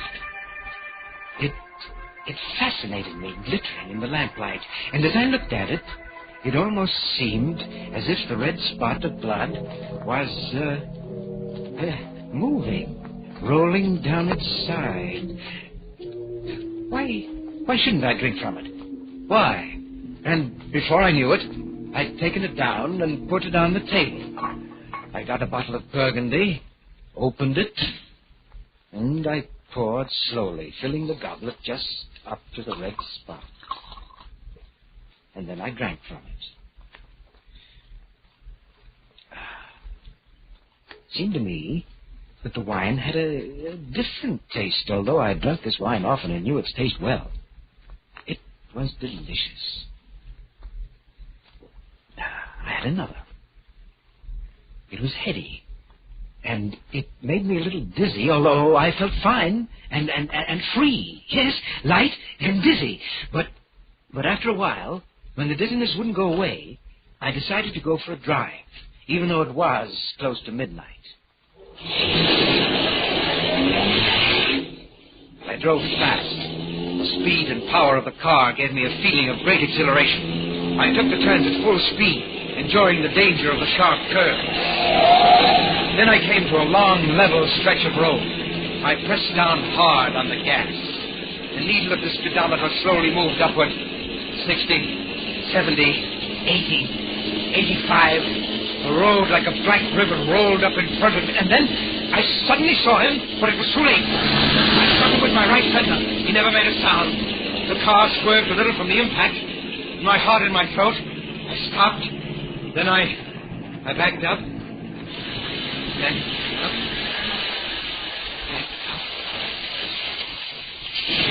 Backed up to where the body was lying sprawled grotesquely on the edge of the road. One look was enough. He was dead. But no one had seen the accident. I stepped on the gas and drove off.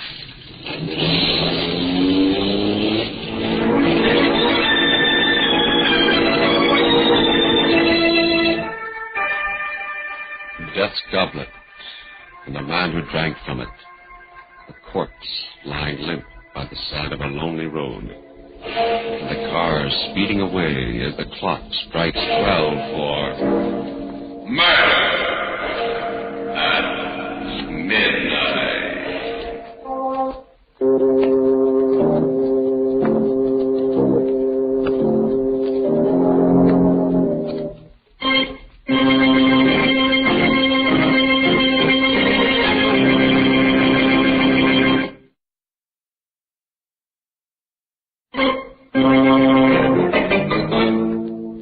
And now, back to Murder at Midnight. Harvey challenged the curse of the goblet and found it true. He had just killed a man after drinking from it. Let's listen to him as he continues the story of Death's Goblet. I knew now that the story of the goblet wasn't a myth, and I also knew what I was going to do about it. The next night, I got Gerald to come to my house to do some work. I can't make head or tail out of your cost estimates, Harvey. Oh, no, really, Gerald, it's very simple. Just concentrate. Why can't you take care of it like a good fellow? I'm awfully tired. Well, all right, let's stop for a couple of minutes. Have a drink? What are you doing, Harvey? The goblet. Why, you don't really believe that story of Arthur's, do you? You're much too intelligent for that. Well, you only pretended in front of Susan, didn't you? Well, yes. Had to pretend, you know, women. Well, of course. And even if you did believe it, I have a feeling that basically you're pretty reckless, aren't you? It used to be pretty wild when I was a young fella. On a motorcycle once. Yes, I know, yes. Well, let's drink up. Find me a victim, will you, Gerald? Huh?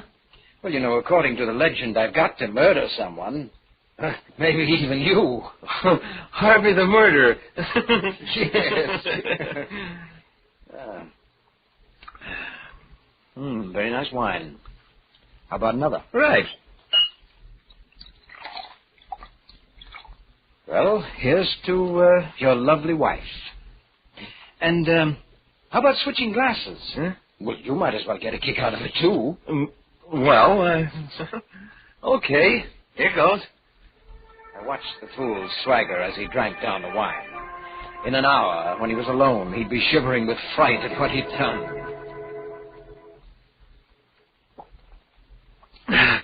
Well, I did it. You certainly did. By the way, Gerald. Yes? I checked Arthur's story about this goblet. Yeah? And it seems that he's right. Everyone who ever put his lips to this goblet has committed a murder. You mean? Well, of course, it's all coincidence, but then again, who knows?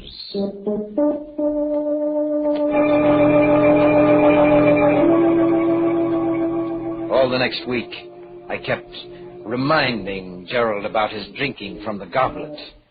I wasn't really trying to get him to kill, but it was amusing to see him get upset and uneasy.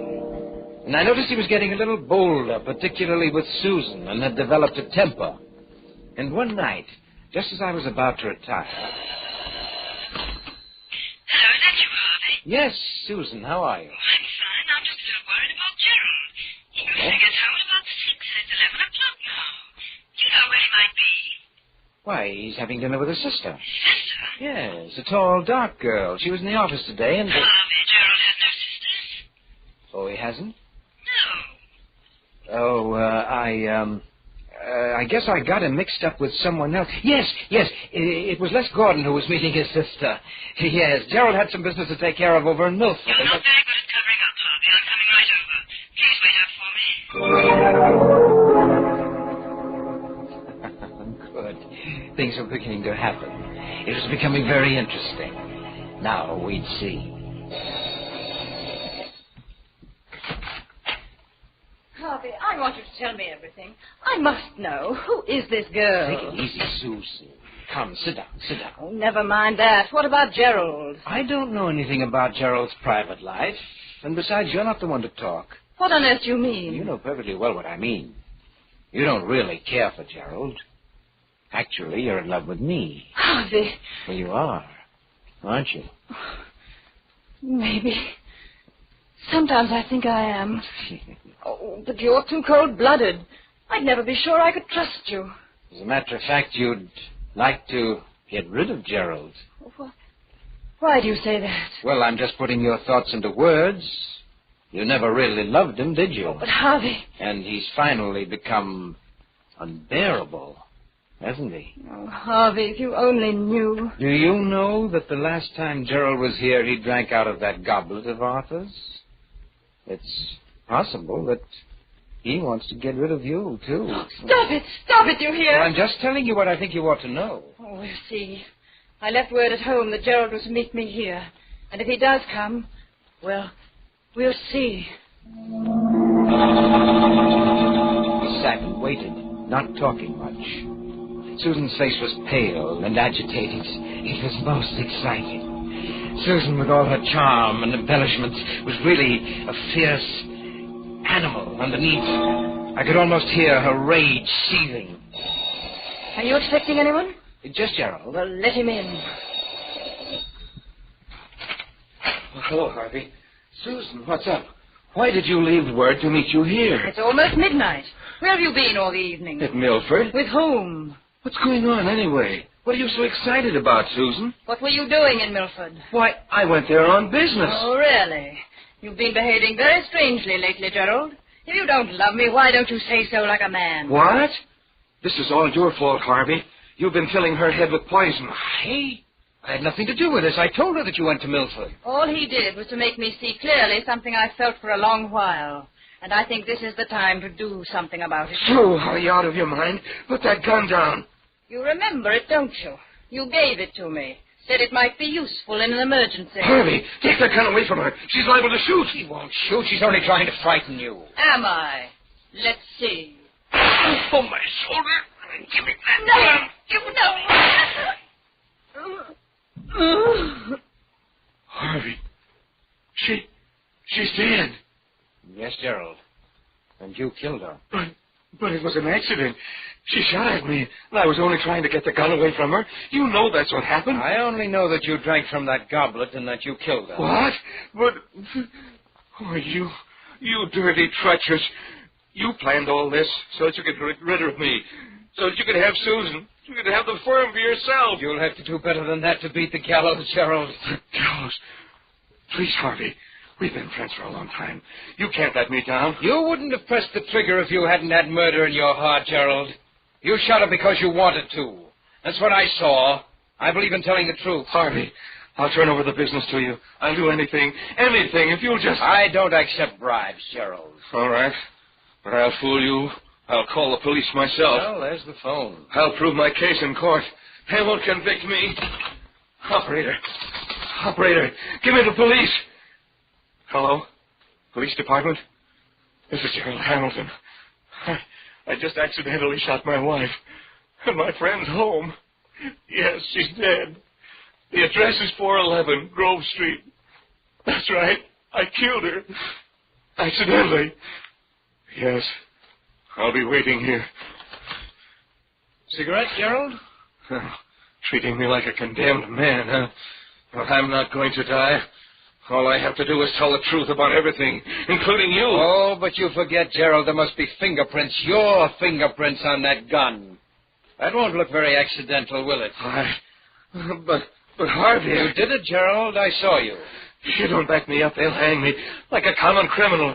Please, Harvey, don't let them do that to me, please. Oh, stop whining, Gerald. What? All right, Harvey, I'll stop. You're responsible for this whole thing. You know you are. And since they can only hang me once... You raised the gun, but I'd been expecting it. I grabbed his hand, pushed it against his chest. My finger pressed on his and on the trigger. And suddenly, he went limp. You won't get away. My alibi was perfect. All I had to do was wait for the police that he himself had called. The minutes ticked slowly away. And then...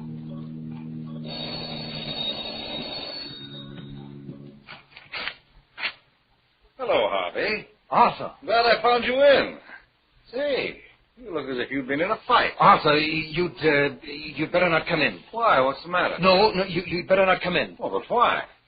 Well, Gerald and Susan, they had a quarrel, and he killed her. What? And then he shot himself.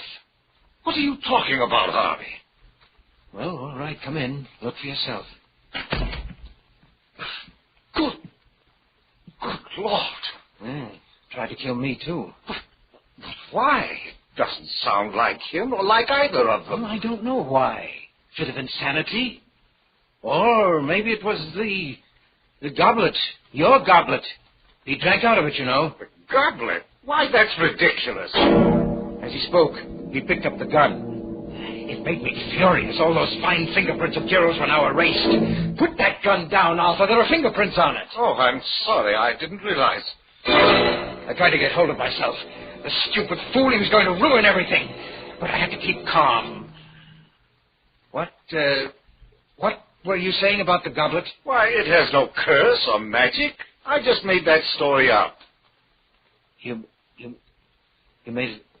You mean... Of course, I bought the goblet in an antique shop. As a matter of fact, I have a whole set of them. The pulses hammered away in my head. A vast, uncontrollable anger seized me. Was it because of those precious fingerprints that he'd wiped out, or because I had believed in the goblet myself? I don't know. I only know that I had to fight to keep from grabbing him by the throat. You know, I don't think you're telling me everything you know about this horrible business, Harvey. In fact... A red-hot wave came over me. I don't remember exactly what happened. Let me go! Get your hands off me! Oh!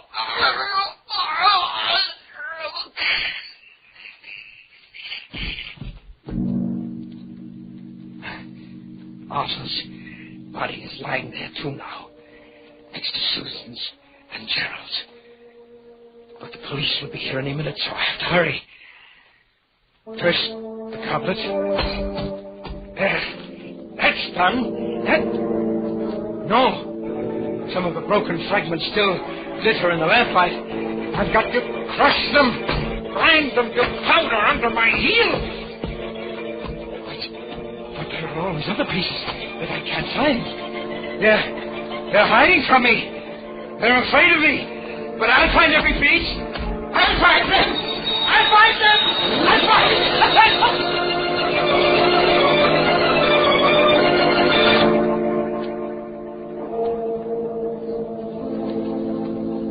3 bodies lying huddled on the floor, and a madman crushing the fragments of the broken goblet to powder.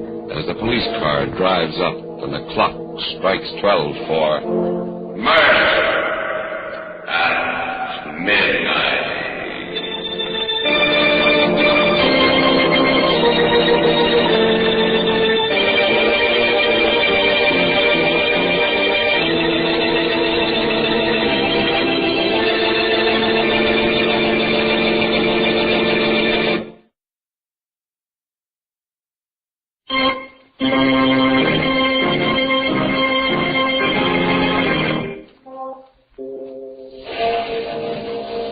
Remember to be with us again when death appears at the door, wearing the face of a friend, and the clocks strike 12 for murder at midnight.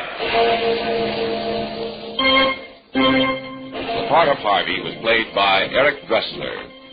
With music by Charles Paul, Murder at Midnight was directed by Anton M. Leader.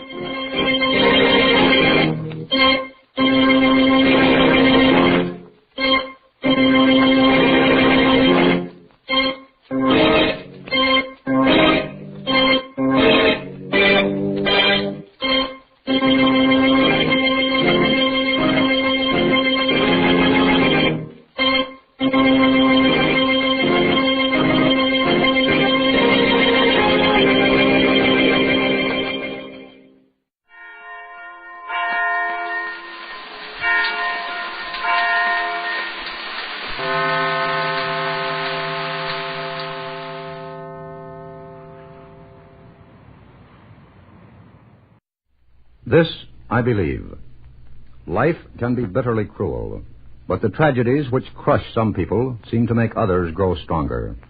Richard H. McFeely was born in Indiana 47 years ago. In college, he seemed headed for a brilliant career as an athlete until misfortune overtook him. Then he thought he would never be anything at all. Today, he is a ranking educator, widely known author and lecturer on social and religious problems.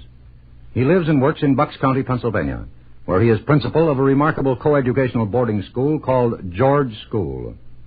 Here is the personal philosophy of Richard McFeely and why he believes it. I have always loved sports. In high school and college, I played almost everything: football, basketball, baseball, lacrosse, and all the rest. I had planned graduate study in physical education. Suddenly, during the football season in my senior year, I was stricken with infantile paralysis. I was told I had lost the use of my legs forever, except with crutches and braces. At first, I was very low in mind and spirit. I had no real hope for the future. One day, my mother revealed to me the two lessons which have helped me immeasurably ever since. She realized, as only a mother can, the depths of my mental depression. She wanted to help me by giving me something that would sustain me. "Dick," she said, "what life does to you in the long run will depend on what life finds in you. You know we can change any situation by changing our own attitude toward it." She went on to point out that we could not always explain our hard luck, which so often seemed unjust and undeserved. "Remember," she added, "it is not so much what life brings to us in her hands as what we bring to life in our spirits. This makes a real difference between persons."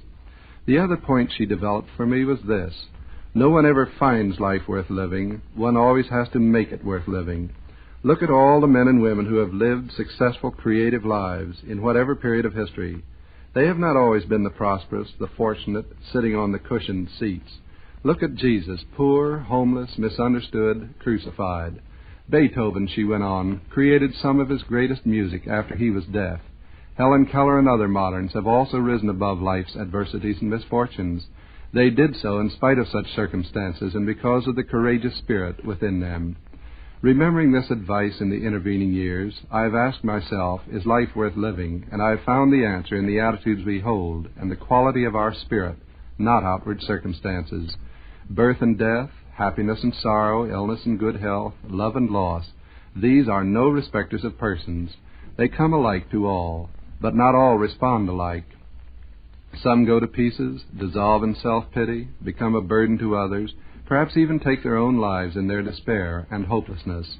Others have something in them that, in spite of ill fortune, enables them to live constructively and creatively. For the most part, then, I think that what things do to us will depend on what they find in us. Life does not consist in holding a good hand, but in playing a bad hand well.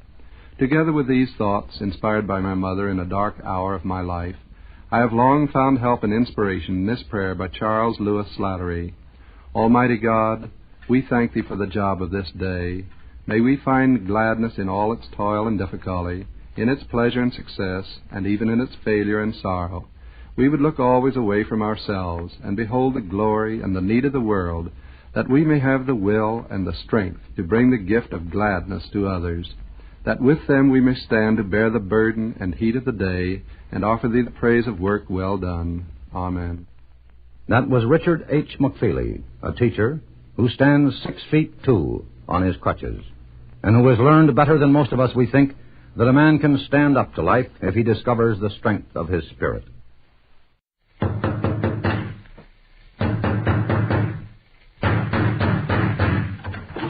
What's the matter? What is it? Another case for Nick Carter, master detective.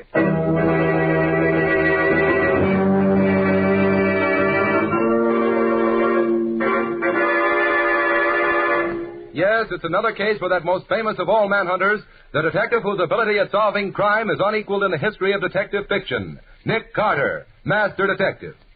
Tonight's curious adventure, State's Prison Evidence on Nick Carter and the mystery of the midnight robbery.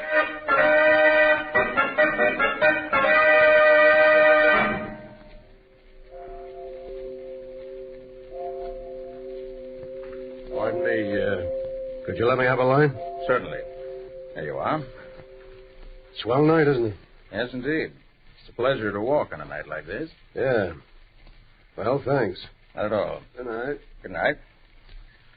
Yes, even in a big city like this, the stars are just... Help! What? Help! I wonder what's wrong with her. I beg your pardon, but is there anything I can do? can I help you? Is something wrong? Murder! Murder? Who is it? My uncle. When did it happen? I don't know. Well, where is he? The library. In this big house right here? Yes. Oh, it's awful. Now, you shouldn't be out here in your night clothes. It's too chilly. Come, let me take you back to the house. Come on. Yes. Back to the house. Did you call the police? No, I just saw him lying there in a pool of blood. Then I came out here to get help. Well, I'm Nick Carter, the detective. I'll be glad to help you if I can. Now, careful going up the steps. There we are. Now, you'll show me the library. He's in there. Oh, yes, I see. He's dead, all right. Who found him? The housekeeper. She came in late and saw a light still on in here. And she looked in to see if he needed anything and saw... Then she called you? Yes. And you are... I'm Ella Jarbeau, his niece. I've lived here with him for the last 5 years since my mother died. I see. Has anything been touched since the body was found? No. Nobody's been in here at all. Good. Uh-huh. Shot through the head. Close range. Well, it looks as if he did it himself. No. Well, here's the pistol that was used, right beside him. Did you hear the shot? No. I sleep at the opposite end of the house. Oh, Mr. Carter, please find whoever killed my uncle. What makes you think he didn't kill himself? He wouldn't do a thing like that. I know it. Well, that's hardly evidence, Miss Ella. Did you see this note? Note? I know. Your uncle apparently left it propped up here in his desk. It's addressed to Mrs. Sarah Jarbeau, 7 Dunner Street, City. You know her? I never heard of her. What does it say? Let's see.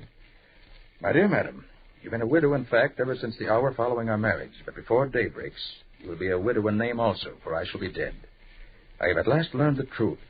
The one who told me right after our wedding ceremony that you were everything evil has at last confessed that you were really as good as I believed you to be.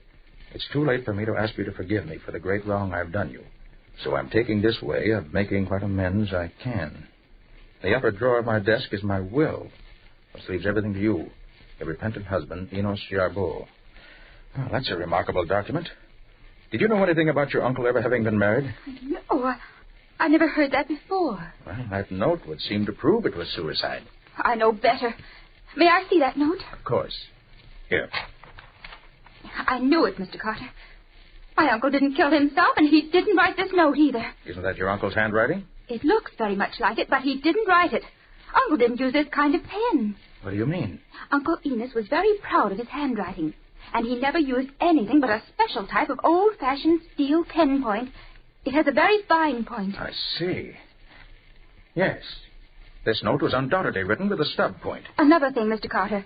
Uncle never wrote anywhere except at his desk here. And this desk has been locked since yesterday morning, and I have the key. How long have you had it? I borrowed it yesterday morning because I had some letters to write, and I've had it ever since. Is there another key to this desk? No. Uncle would never write anywhere else. You're quite a convincing detective, Miss Ella. And if you're right, this can't be suicide, in spite of the other evidence. I know I'm right. Uncle would never have taken his own life. I believe you. And I'm just curious enough about this to do a little investigating myself.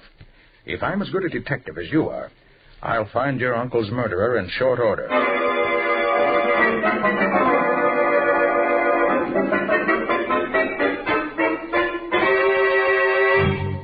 You think this Mrs. Sarah Blake is the woman you want, Nick? I'm not sure, Patsy. But when the maid told me that she never heard of Mrs. Sarah Jarbeau, but that Mrs. Sarah Blake lives here, I thought I'd better talk to her. She might be Mrs. Jarbeau using her maiden name. Here she comes now. You wish to speak to me? I'm looking for Mrs. Sarah Jarbeau. Do you know her? I do. I am Sarah Jarbeau. You were right, Nick. My name is Bill Peters. I'm a reporter. I'm writing a story on the sudden death of your husband, Enos Jarbeau. Oh, the poor man. He died to make up to me for my years of heartbreak. Yes, I saw the note he left. Would you please tell me what happened? Well, I met him one summer on the coast of Maine. We were married in the fall. We took a train for Boston, and on the way he went into the smoking car to smoke a cigar. I never saw him again. Well, that's terrible. Why didn't he come back? I only know that when the train reached the station, a messenger gave me $500 and a note. Oh. It said that he had learned I was not a good woman and that I should never see him again. But didn't you try to clear it up? No. If he believed it, I would never seek to persuade him otherwise. I've worked as a governess ever since. I see. Well, thank you very much, Mrs. Jarbo. Come along, Patsy. Goodbye, Mrs. Jarbo. I hope you'll be happy now. Thank you. And goodbye. She certainly got a tough break. You know, Patsy, I was prepared to doubt everything she told me, but somehow I'm inclined to believe her story, even if it does spoil my theory that she's part of an elaborate put-up job. Which way are you going from here? Oh, I think I'll... Pardon me, would you let me have a light? Yes, of course. Here you are. Thanks. Nice day, isn't it? Yes, very pleasant. Thanks. So long. So long. Well, come along, Patsy. Wait a minute. I've met that man somewhere before. He asked me for a light just that same way. Where was it?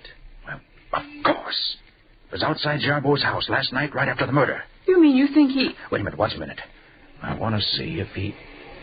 Yes. He's going into the house we just left. Right. If he and Mrs. Jarbo know each other, the chances are her story is a phony. Oh, but Nick, she seems... I know it, Patsy, but this changes things. Patsy, I want you to find out what you can about old Enos Jarbo's past. Find out about that marriage, if there ever was one. But first, call Scubby and tell him to get here right away. Okay. That man leaves before Scubby gets here. I'll follow myself. Otherwise, Scubby can tail him. But I've got to know where he goes and what he does.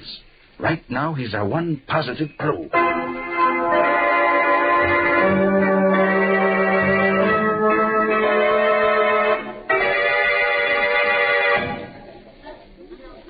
Is it all right to talk in here, Nick? The lobby of a big hotel is probably the safest place in the world to talk in, Scubby.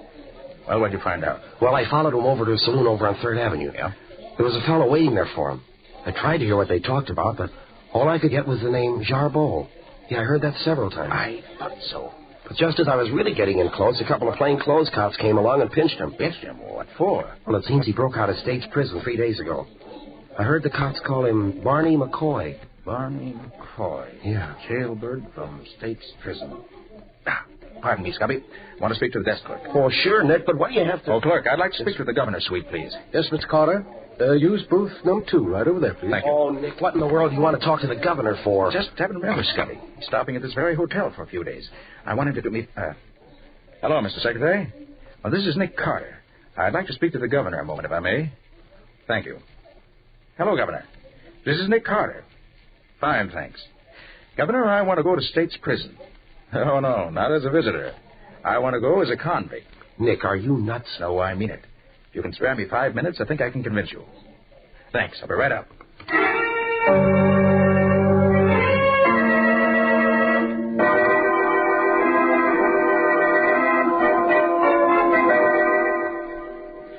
Ella, I asked you to meet me here at my office because I'm going to be out of town for a few days, and I want to have everything straight before I leave. Has anything further happened? Nothing, Mr. Carter, except that Mrs. Jarbo has installed herself in the house as its mistress. She's very unpleasant to me, and I know she'd like me to leave. Now, you stay right there. Did the will leave anything to you? No, Mr. Carter. Everything went to her. I can't understand it. I can. That will is forged. But the will is in Uncle's handwriting, and both the witnesses to the will have identified their signatures as genuine. And the will was found where the note said it would be. Nevertheless, I'm convinced the will's a fake. Betsy, what did you find out? Enos Jarbo and Sarah Blake were married right enough. I found the record in a little church on the south side. Sarah really is his wife. Forged will doesn't make sense. And neither does a suicide note, which Jarbo didn't write. Maybe he did kill himself after all, Mr. Carter. Maybe he just forgot about me. No, I don't believe it, Ella. I don't either. And Ella, I'm going to prove I'm right, even if I have to go to jail to do it.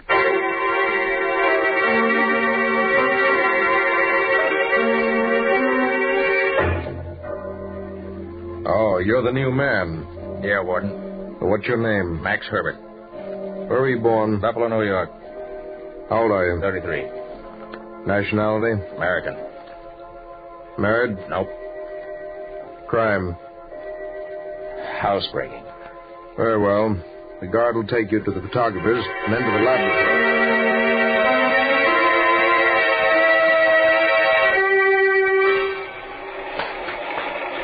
Well, fella, you've been here 3 days.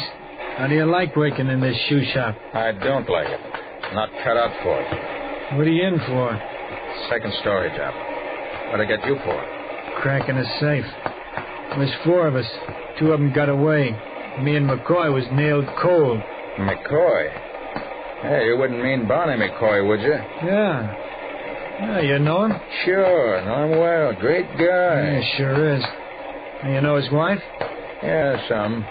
She's a darn smart woman, Eddie is. Addie? Yeah. Thought her name was Sarah. No, his wife's Addie. Sarah was his sister. Yeah, they look so much alike you couldn't tell one from the other. Yeah. Well, what became of Sarah? I don't know. She married some rich guy for his money, but he left her flat. I don't know what happened after that. Addie's still in town waiting for Mac to get out. Yeah, he did break out. A few days ago. They just caught him and brought him back here. Yeah, they got him on a rock pile for trying to escape. Hey, cut out that talking, you guys. Get back to work. Okay. So Barney McCoy's on the rock pile now. I rather think I'd like to be transferred to the rock pile myself.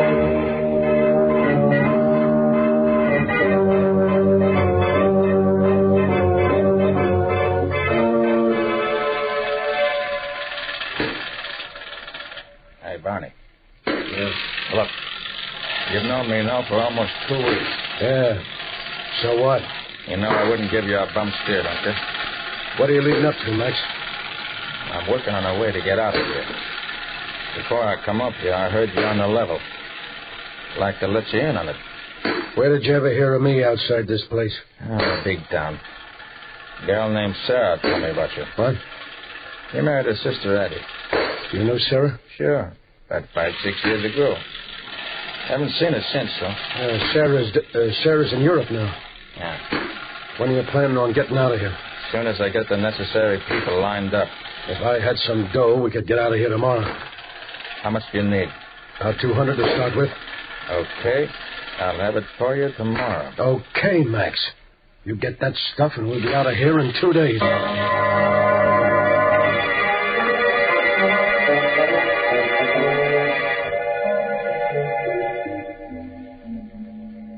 All right, you get 5 minutes to talk. Hey, Nick, why don't you... Hold it.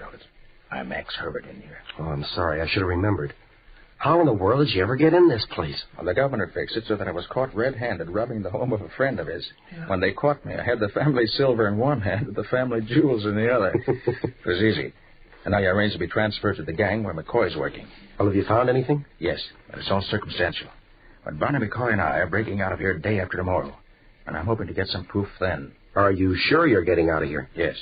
One of the keepers is working with us. Oh. I think this same keeper fixed McCoy's getaway last time. And I also think, from what I've heard, that he may have helped in Jarbeau's murder. Yeah? I've learned positively that he was absent from the prison on leave that day. But isn't there danger if you're getting hurt if you try to break out of here? Of course there is. I have to take that chance. I've got to stick to McCoy. Don't worry, Scotty. I'll be all right. I hope.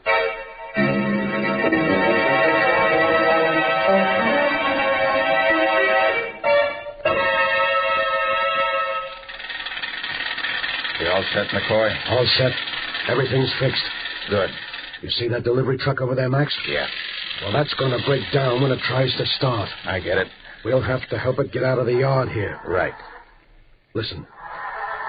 He's trying to start it now. The guard all set? Sure. Mike's with us all the way, same as before. Hey, you over there. That's us. Come on. Give us a hand with this truck. Okay. What's the matter? Motor won't start. Have to give him a push. You two get a hold here and give him a start. Okay, Mike. The rest of you guys get back to work. All right, get your shoulder behind it, Max. Okay. Let's go. All right. Heave. Right again. Heave. Once more. Well, come on, get it going. We ain't got all day. Heave. As soon as the motor starts, jump on the truck. Right, I got you. Okay, again. There. Come on, Max. I'm in. Get down so they can't see you. Look, bridge over the railroad tracks is just ahead. When we get over the tracks, be ready to jump. Be right with you. All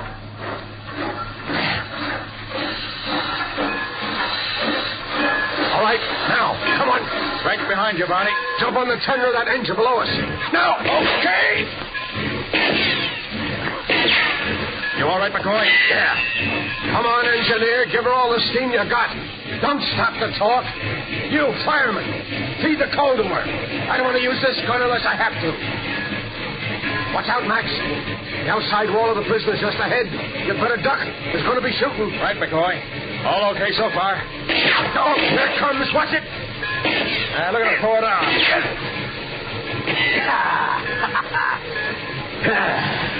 Well, we're out of jail now. And for good.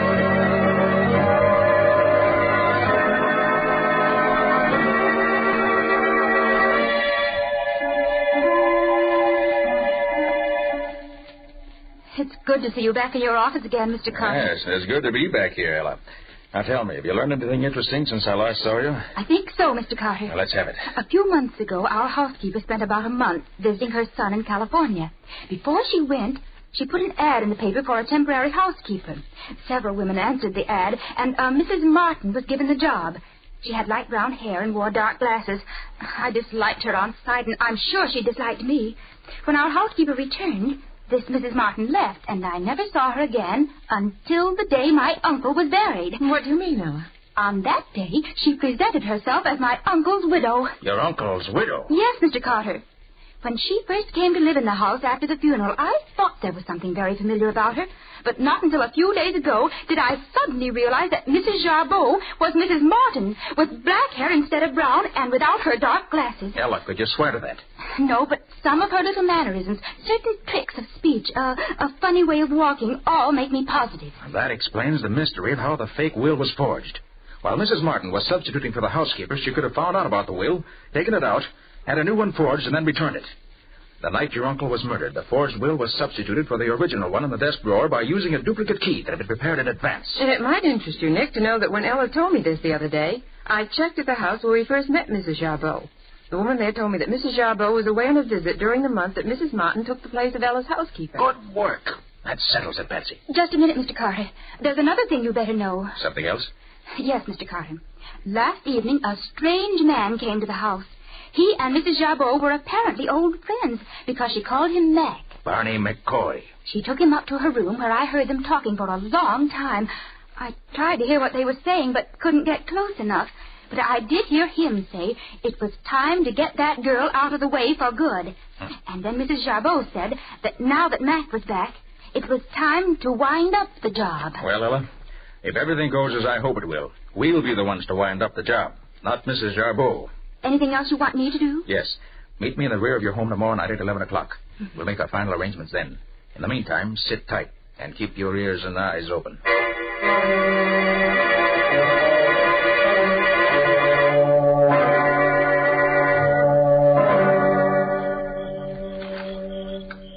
Mr. Carter? Mr. Carter? That you, Ella? Yes. Come into the living room here. We can talk better. Okay.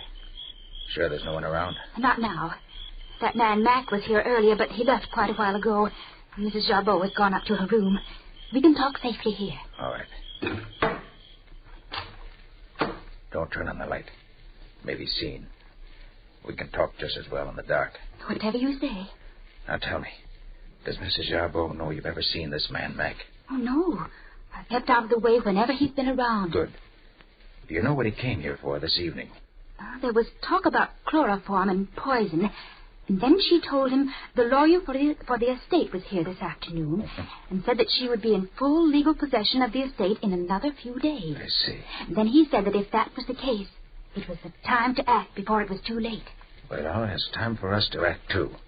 I think we'd better... Quiet. Somebody's unlocking the door through which we came. Maybe they won't come in here.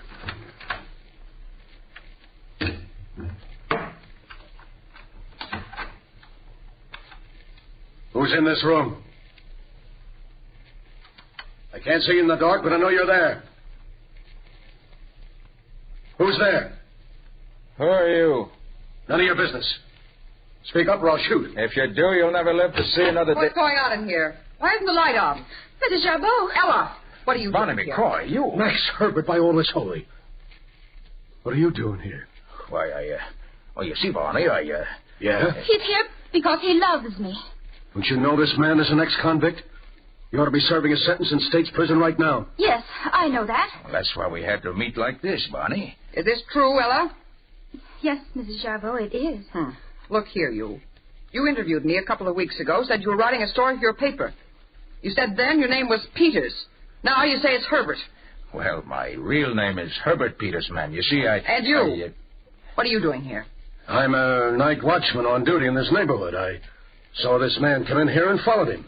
Recognized him as a suspicious character. You're both lying. Get out of here, both of you, immediately.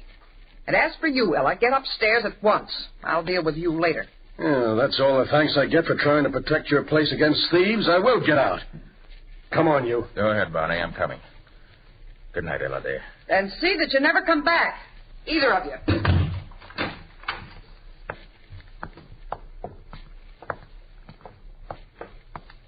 Hey, Max. Yeah?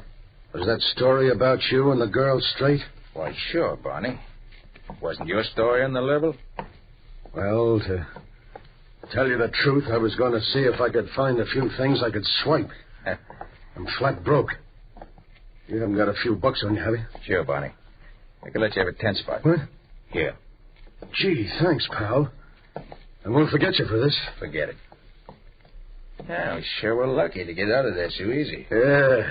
I thought the old dame was going to have us pinched. You're under arrest, both of you. Don't try to have it right. There you go. Stop, or I'll shoot. No, you don't. You let go of my arm. You made me miss it. So what? Well, I got you anyway. You won't get away. You're going back to state's prison again, Mr. Max Herbert. Oh, you know my name, do you? I sure do. And I know yours, Ben Lyons. But, what? You know me? Hey, let me look at you. Gladly. Come over onto the street light. All right. You know me now? Well, Nick Carter. Well, I'll be... Well, gosh, I'm sorry, Mr. Carter, but a woman just called the station, said she'd passed 2 escaped convicts in front of her house, and if we hurried, we could pick them up. Even give us their names, too, Well, so never mind I... that now, Ben. Listen to me. I'm on the trail of something big. Have the lieutenant and 8 men meet me at 12 o'clock tomorrow night at the back of the Jarbeau place across the street where they won't be seen. Okay. Be sure to tell them not to fail me, because I expect to capture the murderers of Enos Jarbeau.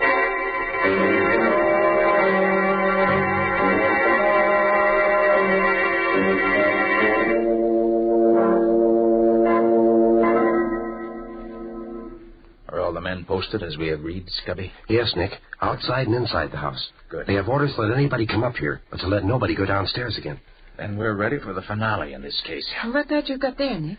It's a new type of microphone, Patsy. Oh. I've attached it to the wall between this room and Mrs. Jarbeau's room. Mm-hmm. Through the vibration of the wall, it'll pick up whatever is said in her room. Then whatever is picked up is amplified so that it's loud enough for us to hear it.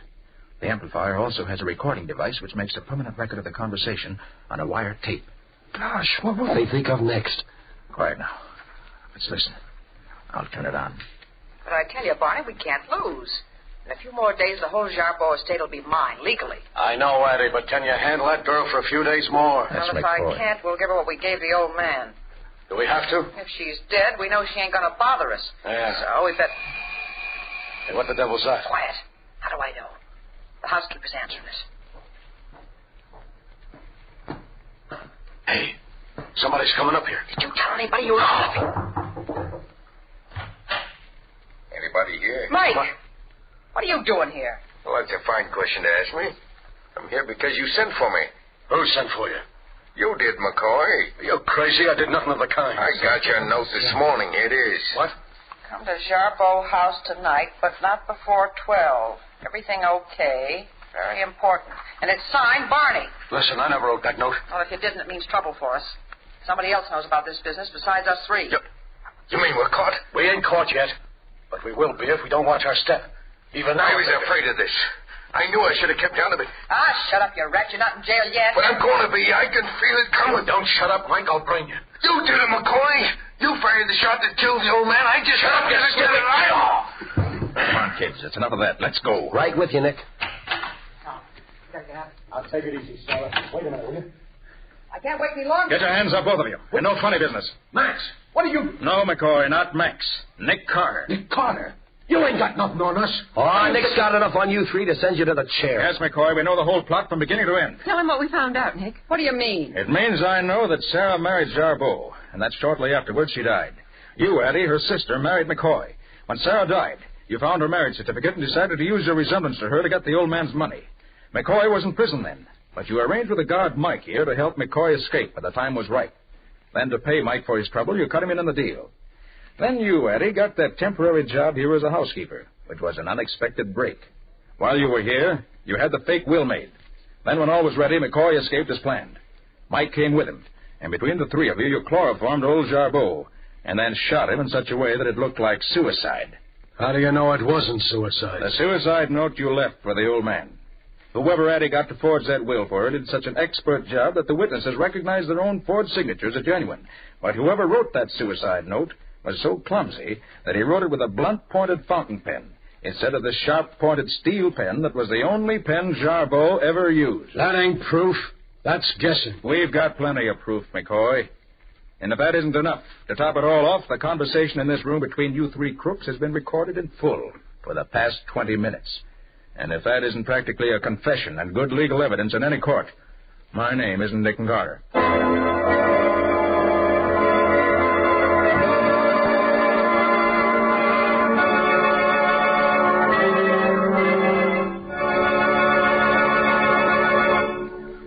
This was another strange experience of Nick Carter, Master Detective, called State's Prison Evidence, or Nick Carter and the Mystery of the Midnight Murder. Another of the curious adventures of Nick Carter, which are brought to you regularly at the same time each week by WOR Mutual. And now, Nick, what about our story for next week? Well, next week's story started off as a simple question of who stole the firm's funds. But it ended up by being the very perplexing question of who killed two men and caused the death of a third. And not the least puzzling part of the case was to find out who fired the fatal bullet which started off the murders. Isn't that usually the most puzzling part of a murder story? Well, yes, it is. But in this case, the man who was killed was standing by my side in the corridor of a large office building. And there was no one around at the time who could have fired the gun that killed him. I'm afraid I'm getting more mixed up all the time. That's exactly how we felt about it. But Nick cleared it all up in spite of everything. And we'll tell you all about it next week. So long. So long, folks. And so long to you, Nick and Patsy. See you next week. In the strange adventure you've just heard, Nick Carter was impersonated by Lon Clark, Patsy by Helen Choate, and Scubby by John Kane. Original music was played by Lew White. The entire production was written and directed by Jock McGregor.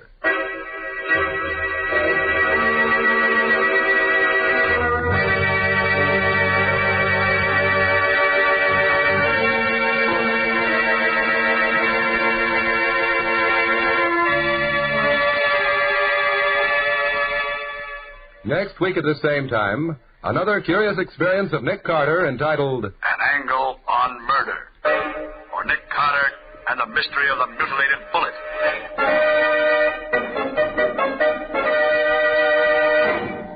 This story is a copyrighted feature of Street and Smith Publications, Incorporated.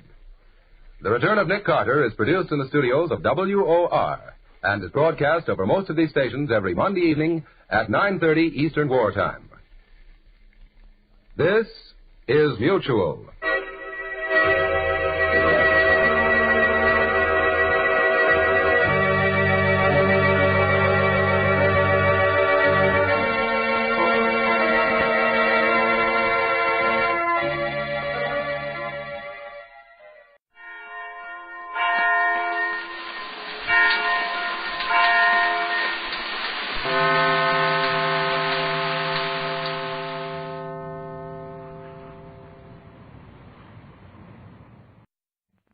This, I believe. Dr. Richard R. Trail is the medical director of Papworth and Enham Alamine village settlements, which are for the rehabilitation of tubercular patients. About 15% of the patients over the past 35 years have settled permanently at Papworth. The citizenry live a normal life as they continue their treatment under the supervision of Dr. Trail. In 1951, he started a second settlement, Enham Alamine for ex-servicemen. In World War II, he was an air commander and is now a consultant on chest diseases with the Royal Air Force. The spiritual outlook of an individual is often a key to his physical well-being.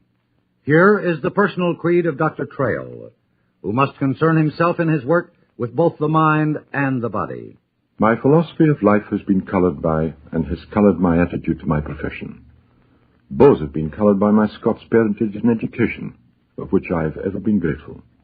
It is difficult to live up to or live down an upbringing which was based on the Scots Presbyterian love of the Bible.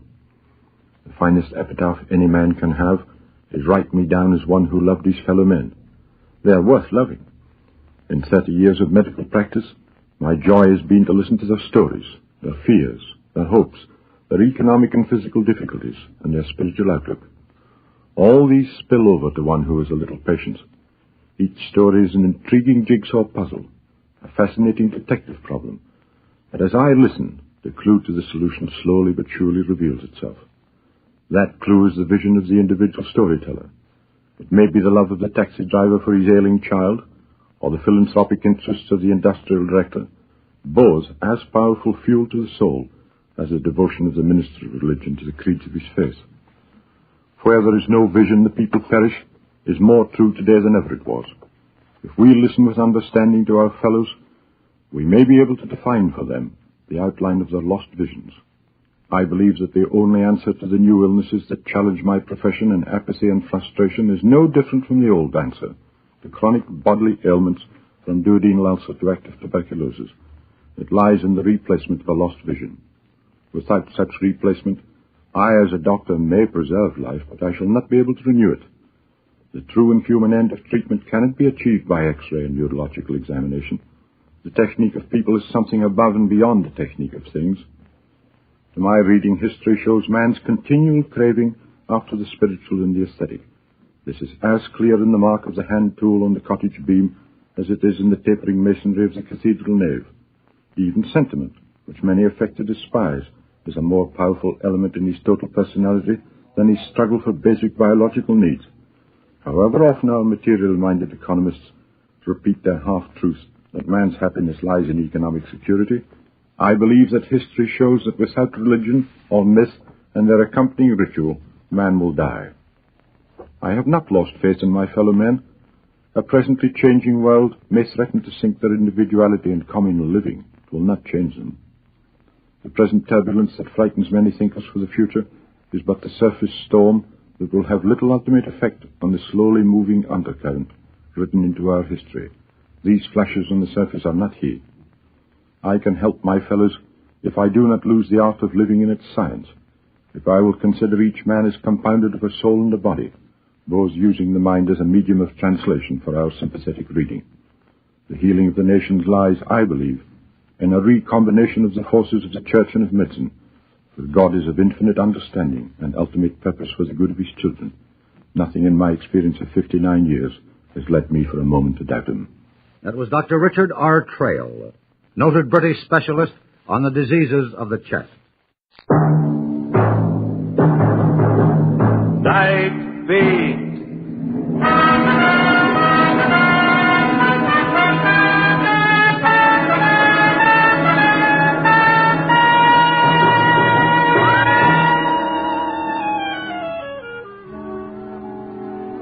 Hi, this is Randy Stone. I cover the night beat for the Chicago Star. In a newspaper office, the night seems especially reserved for all sorts of screwy crank calls. And if every wild tale that came in over the telephone was tracked down, there wouldn't be enough reporters left around to make up a game of solitaire. This yarn started with one of those calls, but it ended differently. And how differently it ended.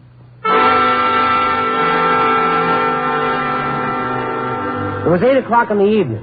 A heavy rain was falling, and I found an excuse to sit it out by polishing my next day's monumental trivia for the column.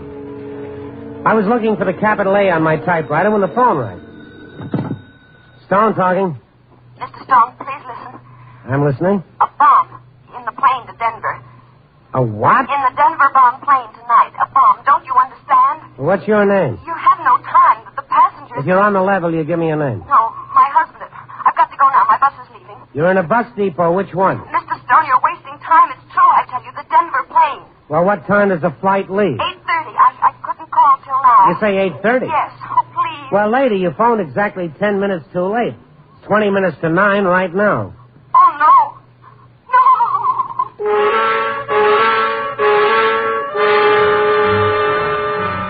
I repeat, some nights are good for a dozen crank calls, but I couldn't take chances with this one.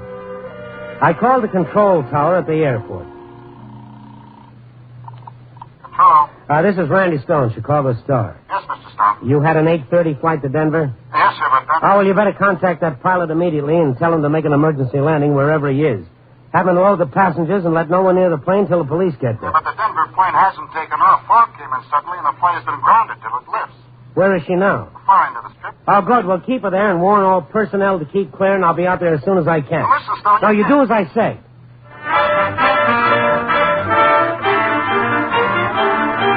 I phoned police headquarters, and they sent a radio car to pick me up. In 5 minutes, I was sitting in the back seat with Sergeant Skalski while the driver ripped up the streets at 70 miles an hour. If there's anything I can't stand, Randy, it's bombs. What time you got, Sergeant? 8:55. And me off duty 20 minutes ago. I was getting a ride home when the call came through. Oh, there she is. You can stop here. Okay. Come on. I don't mind telling you, Randy, I'm scared. Yeah, me too. I hope that call was a phony.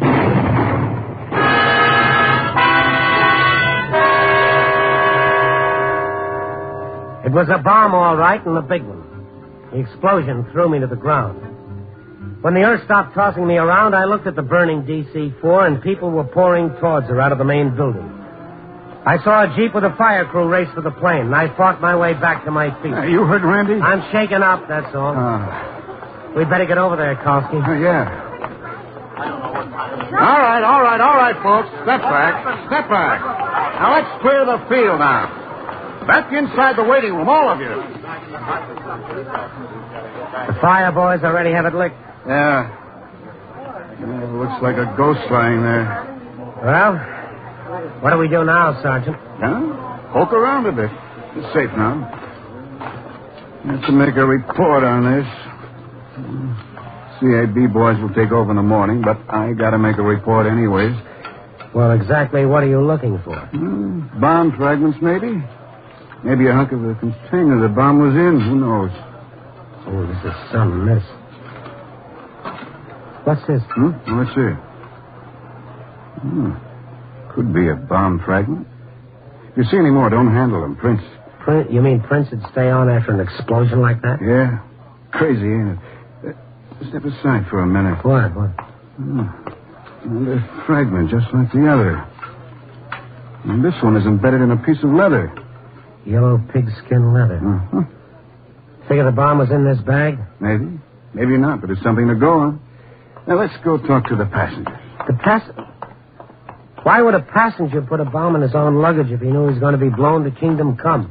Nice guy, whoever did it. All right, folks. All right, settle down. We've got a little talking to do. Everybody here, there was to be a passenger in Flight 63? Officer, my name is Stephen Bradley. So? We're badly shaken up. Some of us need medical care. You have no right to hold us here. Only the right to find out who tried to murder 40 people. All right, Randy, I'll handle this. Well, then it was murder. I knew it. Now, take it easy, folks, and you'll all be out of here in a few minutes. I said quiet, everyone. Now, we'll call you up one by one. All you have to do is tell us if this piece of yellow leather pigskin was part of your luggage. There's enough of it here to identify. Okay, Bradley, you're in a hurry. We'll start with you.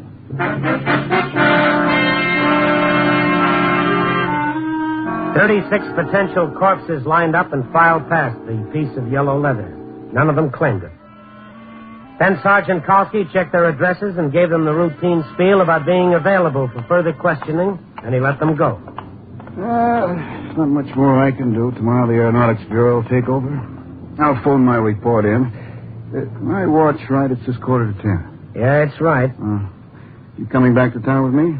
Well, if it's okay with you, I'll stick around here and do a little checking on my own. Okay. But I tell you what. If anything hot comes up, call me at home. Don't phone it into headquarters. I don't want them to think, you know. Perish the thought.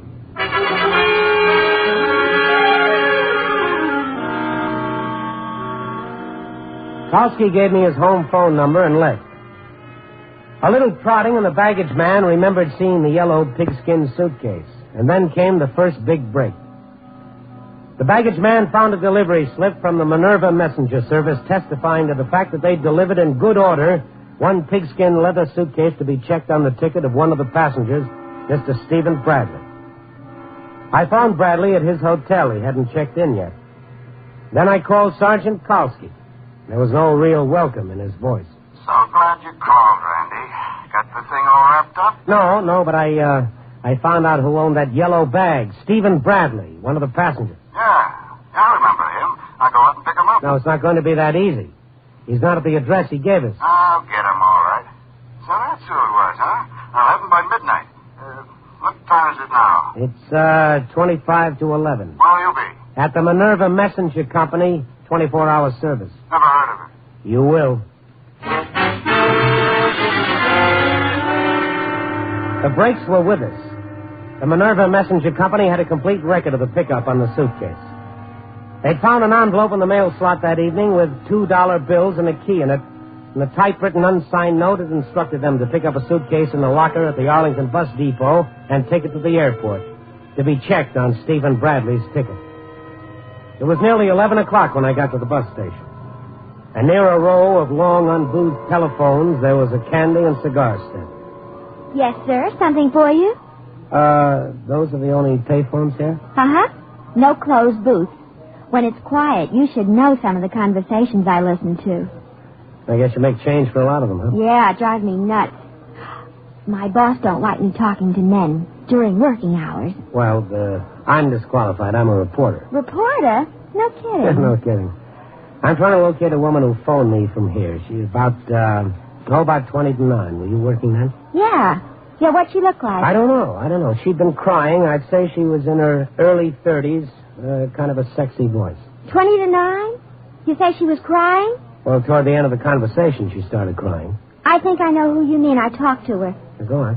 She came in about 15 minutes after 8. Maybe 20 after. She looked scared, like she'd run away from somebody, so I watched her. That's my slow time. You said you'd talk to her. She asked me if anyone had left a note for Mrs. Curran or Curran. Some name like that. Oh, Mrs. Hal Curran. That's what it was. You think she was Mrs. Curran? I know it. She said if anybody asked for her that she'd be back. A few minutes later, she made the call. It must have been to you. She burst out crying and hung up. What did she look like? Like I wished I looked. Dark hair, 5'3" or 4. Beautiful figure. No wonder you're looking for her. She was alone? Nobody with her that I know of. And she got on the bus all alone. You wouldn't happen to know what bus? Sure, the Lake Forest bus. She asked me what time it left, and I told her. Say, that should make it a cinch. Her name is Mrs. Hal Curran, and she lives in Lake Forest. Well, that's almost too easy. It looks like she loaded you with information knowing that I'd be around. In a way. Maybe I don't blame her. Now, what's your name? Marion. Why? Well, if this story breaks, I'll share my byline with you. I don't know exactly what you mean, but I'm all for it.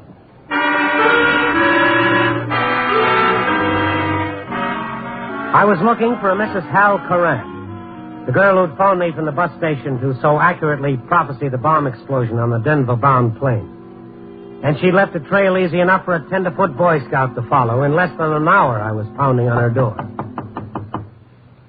Is that you, Hal? Open the door, please. Who is it? Let me in. What do you want? I want to talk to you. What do you want? I'm Randy Stone, Mrs. Curran. I don't know you. Please, get out of here. You called me earlier this evening at the Chicago Star, remember? Oh, you're mistaken. Mrs. Curran, you warned me that a bomb would explode in the Denver-bound plane. Well, it did. What plane? I don't know what you're talking about. Well, let's face it, you're not very good at this sort of thing, Mrs. Curran. You gave yourself away half a dozen times. First, you made your phone call from a bus depot. I found out which one it was by tracing the baggage back to the Arlington. That's where you called from. You're crazy. I wasn't out of the apartment all day. Then you walked up to a bright young girl at the candy counter and asked her if there was any messages for a Mrs. Hal Curran. I talked to that girl. She described you to a T. Want some more? You have no right to talk to me like this. I'm just trying to refresh your memory. You took the Lake Forest bus, correct? No. You could have made it easier if you wanted me to find you, and I think you did. Oh, I never thought of Stupid. You wanted me to stop that plane and get to the person responsible, didn't you? I tried to stop him. I begged Hal not to do it, but he was like a crazy man. Your husband? He engineered this little thing? Poor Hal. Poor mixed-up Hal. Well, give me a description of him. We got to have him picked up. No, it's too late, I tell you. He said he was going to take his own life after the bomb went off.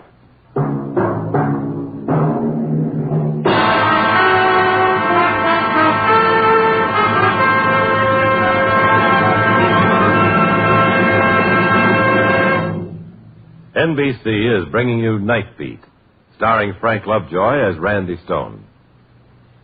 This month of September, many thousands of children will be going back to school. 4 times daily, these children will be walking to and from school. You are urged to be careful, to be watchful, to be safe. In 1 year's time, 61,000 children were killed or injured by motor vehicles. Watch for children darting out from that blind spot between parked cars. Watch for them as they get on and off school buses. Watch for children playing on the sidewalks and crossing the streets going to and from school. Remember this: a child may dare, so drive with care.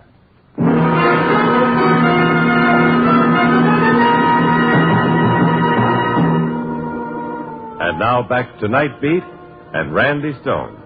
I got his description and phoned it into police headquarters. I asked him if Sergeant Kalski had brought in Bradley, and they told me he hadn't. All the while I've been on the phone, Mrs. Coran sat there crying. Sergeant, if you locate Kalski, tell him I'm at, what's the number here, Mrs. Coran? Evergreen 31074. It's Evergreen 31074. Thank you. He's dead. It's my fault. It's just like I did it. Well, there's no point in blaming yourself, Mrs. Coran. It was the quarrel. Hal and Bradley had started the business together. They were equal partners. Mrs. Coran, I'm a reporter. Maybe you'd better not say anything. No, just like I killed him, I've got to talk to someone. He may not be dead. About 6 years ago, Hal gambled with company funds. Bradley found out and said he'd prosecute if the money wasn't returned. Where could Hal raise $6,000? Well, that's quite a mound of greenbacks. They made a deal. Bradley was to get Hal's interest and agreed to keep Hal on as one of the shop foremen. After that, he lost all his initiative. He stayed a laborer in a business he'd created. I begged him to break away, but he wouldn't. We quarreled about it often. I didn't know it would lead to this. Maybe you better try and have a rest. Last night, Hal came home from work. I'd never seen him look so old and beaten. Helen? Just a minute. Hiya, honey. Hi. How come you brought all your things home from the office? Well, let's not talk about it now. I'm dead. Hal, something's wrong. Not now. After supper, please. Oh, it's always not now with you, isn't it? Tell me, Hal. All right. I lost my job. Out of work, canned. Lost your job? Hal. I'll get another one. Bradley fired you? Why? It wasn't Bradley. It was new people. What new people? Why is it you never start from the beginning? What new people? Bradley sold him the business. They didn't want me, so I'm through. Bradley sold out? That business is half yours, Hal. We've been over that before. Oh, without a fight, you let him sell out without opening your mouth. What kind of a man are you? What was I supposed to do? Hit him over the head? No, that takes nerve. He's a dirty, rotten. And he didn't say anything to you till it was all over, huh? Oh, he came up this morning and said goodbye. He's going to the coast to live tomorrow night. To the coast? With your money. And you just stood there and said, good luck, Bradley. Oh, Hal, this is the last straw. I can't go on living with a man who won't fight back. Spineless, incompetent. Oh, that's enough of that. Shall I kill him? Is that what you want? You kill. You coward. I'm no coward, Ellen. And I'll prove it to you. I'm going out now. Hal, come back.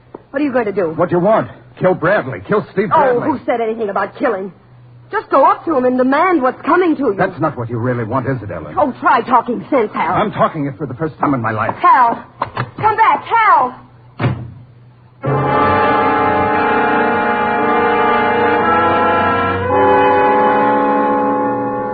And this was last night? I didn't know he meant it, but this morning he brought it home. He had a gun, too. He said he'd kill me if I tried to interfere. He was crazy. What did he do with the bomb? He put it in a suitcase and made me go with him to the bus depot. Put the suitcase in a locker. Later, he had a messenger pick up the key and check the bag through to the plane. But why a bomb? Why take the lives of 40 people to murder one man? I told you, he lost his mind. He wouldn't talk to me all day. He just watched me every minute. And after the messenger came? He said goodbye to me. He said as soon as Bradley was dead, he'd kill himself. Well, we've got to find him. When he finds out Bradley wasn't killed, he'll go gunning for him. Bradley isn't dead? But the bomb, you said it went off. Well, it did, but the plane was still on the ground. Your call was in time after all. Then nobody was killed. What's the matter? Don't you understand? Nobody was killed. Nobody. Al killed himself for nothing. Poor Hal. Even this last thing couldn't come off right for him. Well, I'm not so sure he's dead, Mrs. Coran. He may have been at the airport when the bomb went off. He may be looking for Bradley now. And with a gun. He's dead, I tell you. He's killed himself.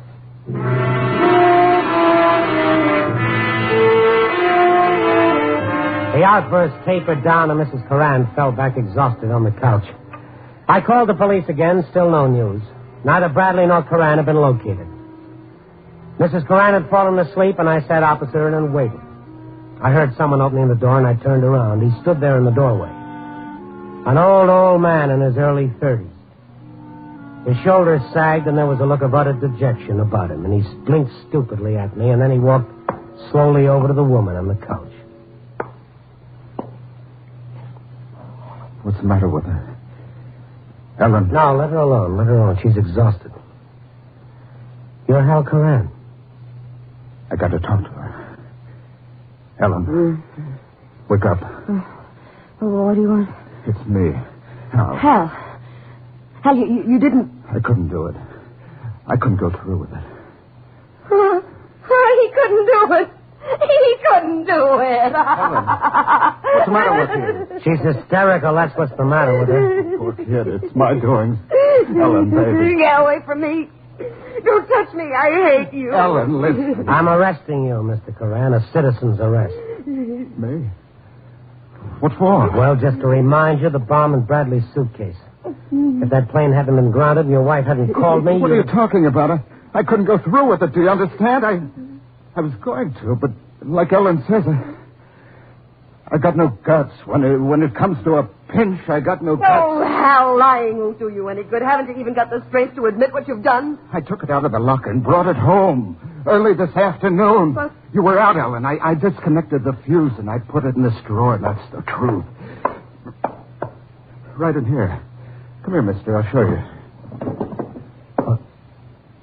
Well? It was here. I put it here myself. Oh, it's funny.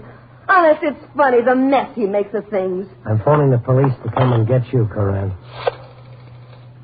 Put that phone down. Oh, give me that gun, Coran. I mean it.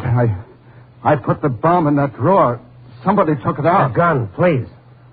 Hal, what's the use? Ellen, somebody took the bomb out of the drawer. Coran. Stay put, mister. I'm leaving. How long do you think you'll last? Long enough. And don't try to follow me.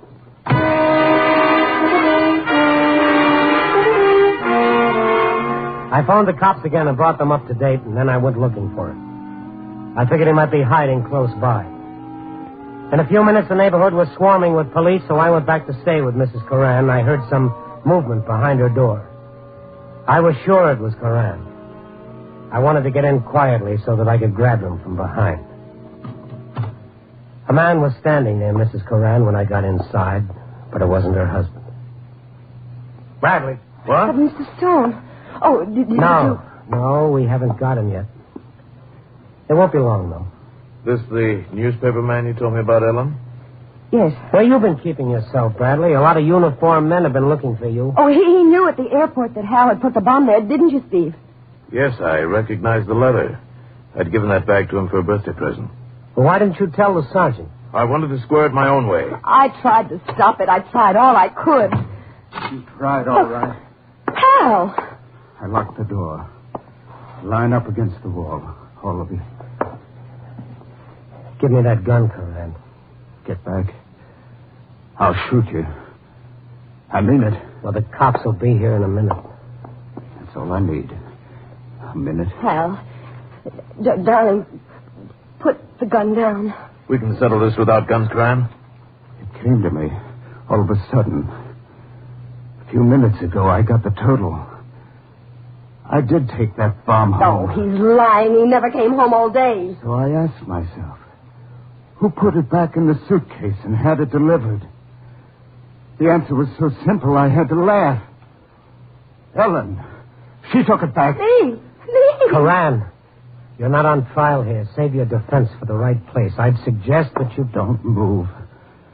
Anybody tries to stop me now gets killed. Why bring Ellen into this? Why don't you be man enough to take I asked myself that, too. Why would Ellen... Isn't anybody going to stop him? Then it hit me. Ellen'd been working me up on Bradley. Not because he was running out on me, but on her. Get it? He's crazy. When I told her Bradley was leaving, I couldn't understand why she went wild like that. Then I started remembering little things. Like useless trips Bradley would send me on. Stuff like walking into a room and seeing him laughing about something. You know, that special kind of laugh. Hal, you're being ridiculous. Poor Hal. When he showed he was going to run out on her, she wanted him dead. And she took the bomb out of the drawer, rigged it up again, and sent it to the airport. You see the way it added up? Lies. Every word of it's lies. You prove all that in court and you're in good shape, Hal. I can't wait for the court to straighten my accounts. I just got the total tonight, and I got to pay it off. Steve, he's going to kill you. Hal, look. You're not yourself. What do you want? Money? I'll give you some. Look. Steve will make it right with you, Hal. He will. Tonight, I got the picture. Bradley, Ellen, and Hal. Ellen, Bradley, and Hal. Hal always laughed. No, that's not true. You know when it all came to me? After I left you a little while ago, Ellen. I didn't go running through the streets looking for a place to hide. I went to the apartment house next door. I sat down on the fire escape. Open up in there. Keep quiet, all of you. Know what room I could see from the fire escape? This one, Ellen. I saw Bradley come in. Hal, you... Oh, Helen, it didn't mean anything. You ran up to him, and I saw a look on your face, the same look I used to see when we were first married. Randy, you went out. Hold it. Kowski's got a gun. Shut up. You took that look away from me and gave it to Bradley. That made it a clean sweep for him, my business, my job, my wife. Hal, I'll make it right. Just give me a chance. You, Bradley? You don't owe me anything. It's Ellen. What she's taken from me, there's only one way to square. Me? Hal, you're going to kill me? Coran, listen. I believe you. The court will, too. You love me, Hal. Don't you love me? Yes, Ellen. I love you. Then you wouldn't... Coran.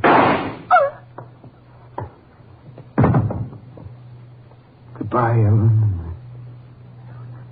He did it. He killed her. Yeah.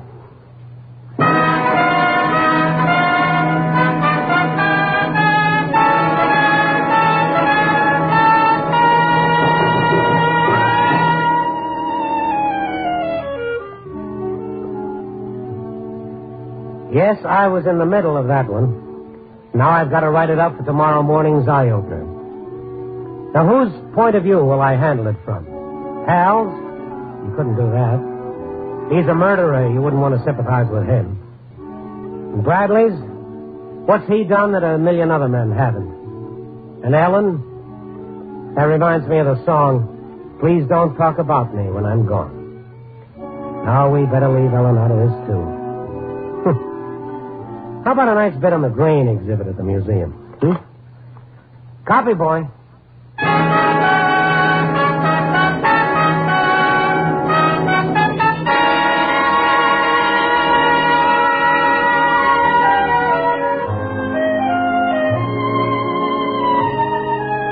Night Beat, starring Frank Lovejoy, is produced and directed by Warren Lewis. This transcribed story was a Lewis and Rusoff script, with music by Robert Armbruster. The part of Ellen was played by Joan Banks. Others featured were John Stevenson, Paul Frees, Stan Waxman, and Sandra Gould. Frank Lovejoy appeared through the courtesy of Warner Brothers, producers of The Miracle of Our Lady of Fatima.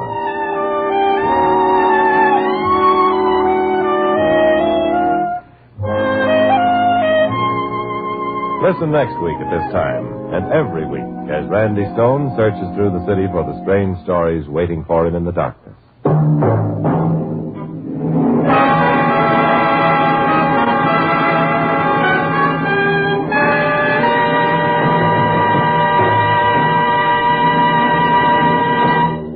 Night Beat came to you from Hollywood.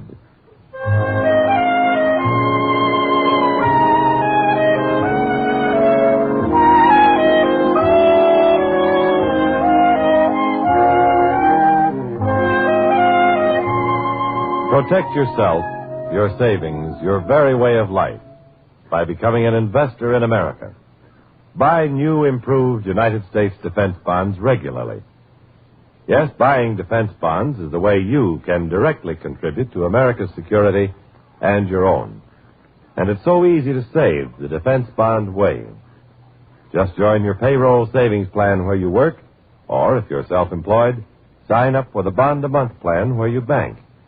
This way, you automatically put aside as much money as you want to each month. Before you know it, you have a backlog for emergencies, savings for a trip, the down payment on that new home, as well as having helped Uncle Sam in the all-important job of defense.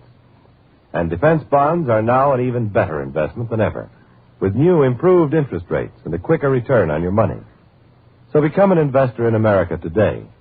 Buy more defense bonds more often, because they're now even better.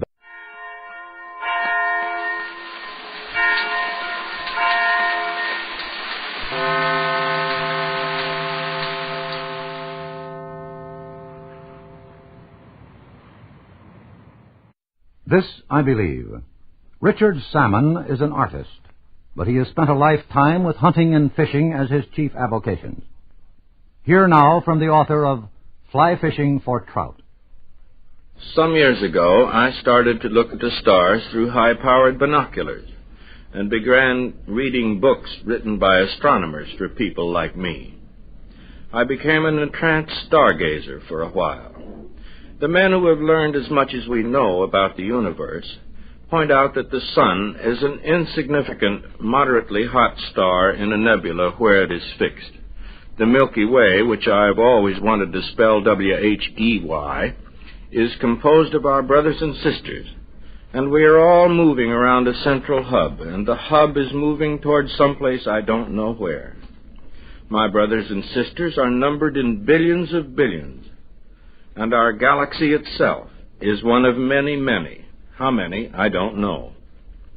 Our sun is so small, and our Earth, its offspring, is so tiny, that when I think of the magnitude, I think of what O. Henry described as a statue of what's the use.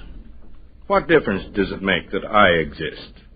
What possible influence can I make, or my nation make, or a world make?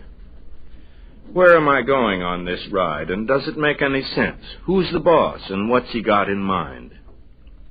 That's what I got to thinking. It's all too big, too inevitable, too uncontrollable. And if I think about it with my eyes closed, it's a pretty pessimistic picture. Then one day I saw a hunting dog in the woods, an English setter flecked with black, his tail tangled with dock burrs. This is a common occurrence to guys like me.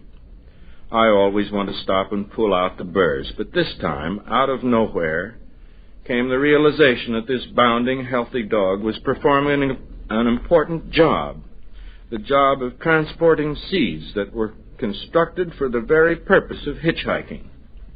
The fluff of milkweed sails on the wind to start a new colony miles from its original parent. This dog and its tangle of dock burrs are all part of a plan. And so am I. I believe the plan on this small, lonely earth is to make the best of it, a policy that is becoming increasingly more difficult as the number of human beings increases. When I came to New York many years ago, I found that in big cities, people live faster and decide things quicker than country folk. They have to, in order to survive in the struggle for existence.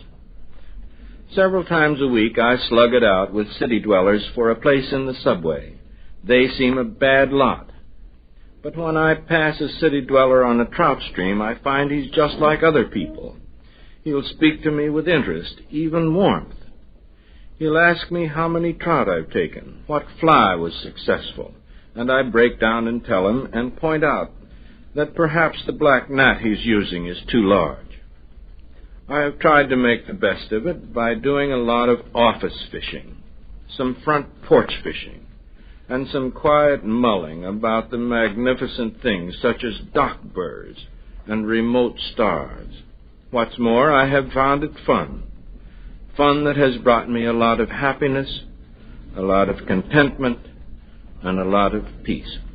That was artist Richard Salmon, a native of Lock Haven, Pennsylvania, and now a resident of Rockland County, New York, who has learned that a little quiet fishing and thinking can bring happiness and peace into a busy, dizzy world. This is Diamond Broadcast number 6. Was broadcast February 9th, 1951. It's entitled The Blue Serge Suit. You said yourself, didn't you?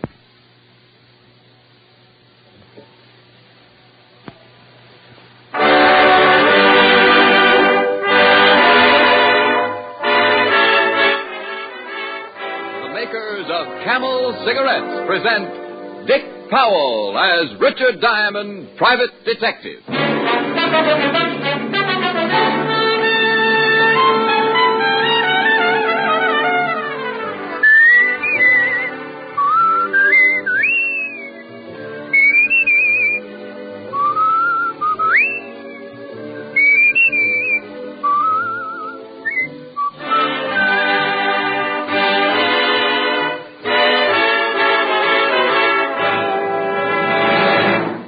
One single case of throat irritation due to smoking Camels. That's what noted throat specialists reported in a coast-to-coast test of hundreds of people who smoked only Camels for 30 days. Make your own 30-day Camel mildness test, the sensible, thorough cigarette test, and see why more people smoke Camels than any other cigarette.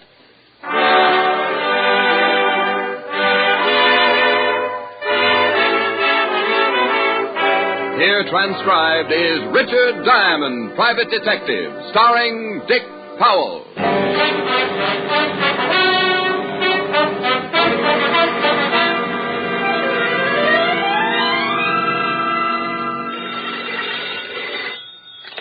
Diamond Detective Agency. Put up or shut up. Hi. Oh, hi, Helen. You busy? Oh, like a hibernating bear. No business? I've seen more action in a bankrupt turtle farm. Those things can't be that bad. I'm even getting an echo in here. Rick. Really? Listen. Hello? Hello? See? Rick, was that really an echo? Now, wait a minute. Hey, my girl wants to know if you're really an echo. I beg your pardon. Honey, I'll call you back. This echo has a man with it. Bye. Bye. Can I help you, sir? I am looking for Mr. Richard Diamond. Why? Now, that's an extremely unique question. I want to sell him 10 tons of pig iron. Well, I'm very sorry, but I made a New Year's resolution that I wouldn't build another battleship until I paid up my bill at the automat. My name is Barr, David Barr. Now, if you'll stop talking like a television comedian, I would like to discuss a business arrangement. Well, my name is Diamond, Richard Diamond. And if you're rolling in money, I'd be very happy to discuss any arrangement you could dream up. How much do you charge, Mr. Diamond? Well, that depends. Anything short of a felony, $100 a day in expenses. How earthy? Well, it keeps my ribs from showing. Have you ever heard of me, Mr. Diamond? Well, I have a feeling this may lose me a quick sale, but very frankly, Mr. Barr... No matter, I can see by your clothes that your wardrobe must be fashioned exclusively by popular mechanics. No. Well, okay, we've kicked it around. It's been fun, but I'm beginning to get winded. What do you want to see me for, Mr. Barr? I want you to guard my store. Store? Yes, I have the most fashionable men's haberdashery and tailoring business on Madison Avenue. And you want it guarded? Perhaps I should give you some background concerning the disgusting incidents that led me to your, office. For the lack of a more sordid description, yes, office. I'm sure the whole background must be very disgusting. 2 nights ago, my shop was vandalized. Somebody broke in and swiped something. Yes. To be exact, 1 blue serge suit. One suit? One. I reported the incident to the police, and they summed it up with the same brilliant observation as you. To quote the sergeant, somebody broke in and swiped something. Now, look, Mr. Barr, don't tell me you want me to find that blue suit. No, this was not the end of the trouble, Mr. Diamond. Somebody lifted a hand-painted tie, maybe? Naturally, my employees were questioned, and the following day the police returned to their little precinct, satisfied that somebody had merely... busted in and swiped something. Yes. Well, the following night, my shop was again the object of vicious vandalizing. This time, the party, or parties responsible, took every foot of blue serge material in the shop. Oh, now, wait a minute. First, somebody breaks in and takes one blue serge suit. The next night, all the blue serge material in the store is stolen. What's the matter? Did you run out of suits? All my suits are custom-tailored, Mr. Diamond. Oh. My stock of finished merchandise is generally sparse. We complete only 2 or 3 suits a day. The missing blue serge was hanging with 2 other suits. The property, of course, of one of my best customers. And the thief didn't touch the other 2 suits? No. And on the following night, the night of the second burglary, a gray flannel was left untouched. The suit and the cloth stolen were both blue serge? Correct. Naturally, I had to order another stock of the same material. It's in the shop now, and I should not be able to sleep a wink unless I was certain that it was safe. And you want me to sit up with the blue serge? Exactly. I am considerably interested in finding the motive behind these unusual robberies. Oh, well, this is certainly a first in my life. I've sat up with a lot of things, but never 15 yards of blue serge. The illustrious Mr. Barr handed me a $100 retainer, ran a white glove over the top of my desk like an inspecting general, made an observation on the pursuit of happiness, and went out of my office faster than a bad molar at a dentist convention. We had agreed to meet at his shop at 6 o'clock that evening. So I pasted the $100 bill to my instep, put the instep up on the desk, crossed the other instep over it, leaned back and dozed off, secure in the knowledge that money would never go to my head.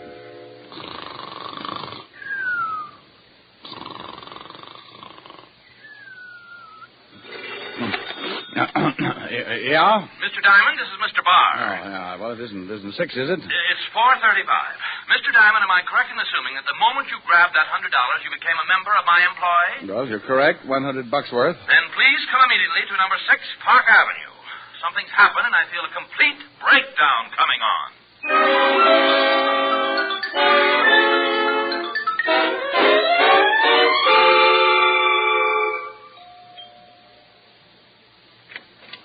Oh, come in.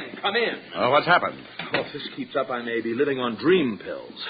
I've been eating them like peanuts. Well, maybe if you gave me a hint. I have been robbed. Well, didn't we go through this thing in Here, I've been robbed here in my apartment. What? I came home, took a bath, went in to get dressed, opened my wardrobe, and to my complete horror, found 3. My only 3 blue serge suits were missing. Oh, no. A potent reaction. Oh, no. Now, why didn't I think of that? I can't imagine. It's certainly simple enough. We'll spend a whole day insulting each other after you solve this mystery.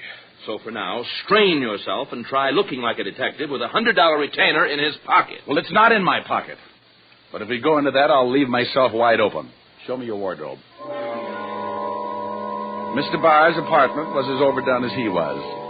I stepped down into the living room and found myself wading through a carpet that called for a dog sled to negotiate it.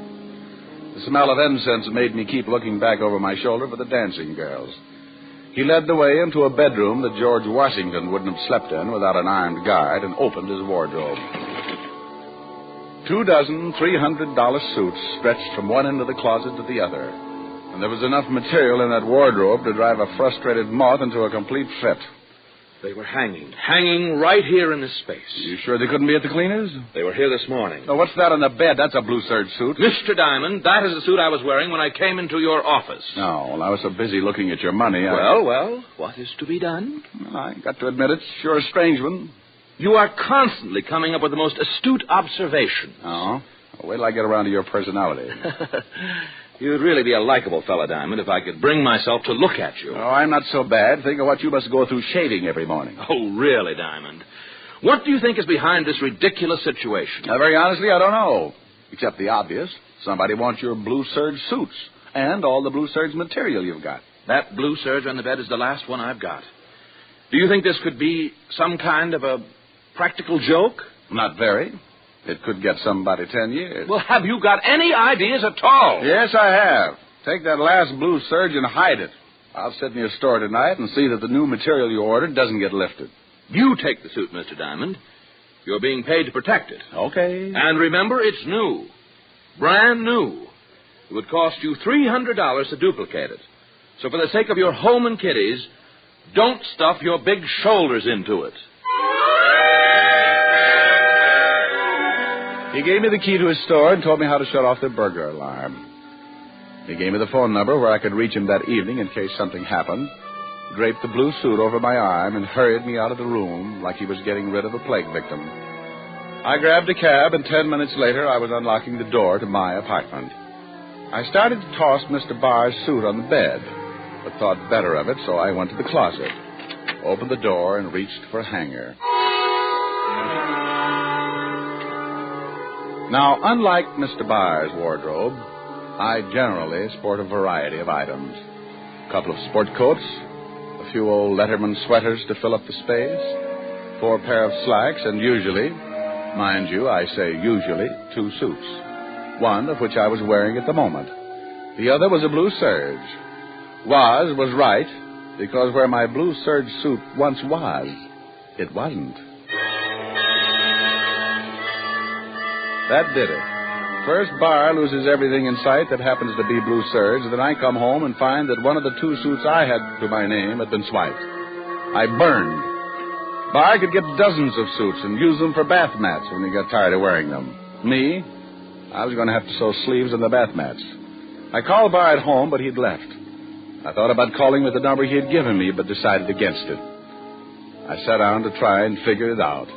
But a half a dozen camels later, I was still facing a big fat zero. One thing was sure. I had Mr. Barr's last blue serge suit, and nobody was going to get it away from me. Big shoulders or not, I put it on and headed for Barr's shop on Madison Avenue. I never made it. Hold it. Hey, what is this? Well, I'm only considering it because you've got a gun in my back. Walked under that sedan by the curb. Oh, I get car sick. You heard him. Oh, fellas, I haven't been well. Doctor recommends lots of walking. Told me to stay away from cars. No. Oh, now look. You heard him. Yeah, I heard him. Would I be nosy if I asked? Yeah, you would be very nosy. How about you, friend? You heard him. Get in the back. Look, can I interest you boys in a deal? My secret decoder and my ray gun if you'll only... They were both big boys, and they both had big guns. One of them slugged me with one of the big guns, and my head swelled up to match the whole ugly situation. I went down and out faster than a left fielder trying to steal home with a Charlie horse. They rolled me into the car. We drove for a long time, me lying on the floor of the back seat, trying to bring myself back to a conscious way of thinking. Finally, I snapped out of it. They let me sit up and take a look around. We were on a lonely stretch of road, and although the car was green, not black, and didn't look anything like a hearse, I had a gloomy feeling that we were heading for a funeral. Get out. Now, look. You heard him. Okay.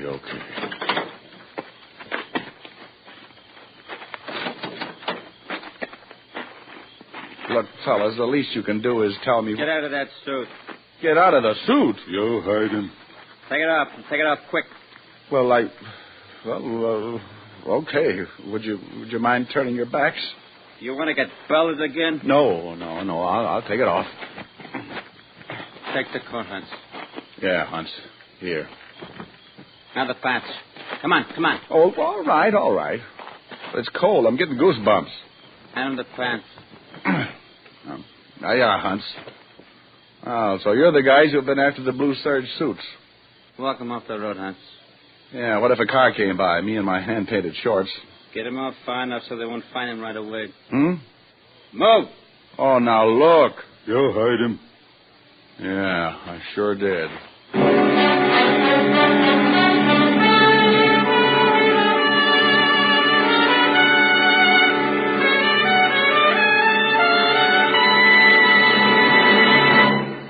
Before we continue with Richard Diamond, private detective, here's an important question. How mild can a cigarette be? There's one sensible way to find out. It's not just a sniff, not just a puff, but steady smoking. For only then can you find out how well a cigarette agrees with your throat day in and day out. In a coast-to-coast test, hundreds of people smoked only Camels for 30 days. Each week, their throats were examined by noted throat specialists who reported not one single case of throat irritation due to smoking Camels. Make your own 30-day Camel test. Enjoy the rich, full flavor of Camel's costly tobaccos for 30 days and find out just how mild a cigarette can be, how mild Camels are, pack after pack, week after week. It's the sensible, thorough test, a test that will pay off in years of smoking enjoyment. You'll discover why so many people say, once a Camel smoker, always a Camel smoker. How mild, how mild, how mild, how mild, how mild can a cigarette be? Make the Camel 30-day test, and you'll see. Smoke Camels and see. And now back to Richard Diamond, Private Detective, starring Dick Powell.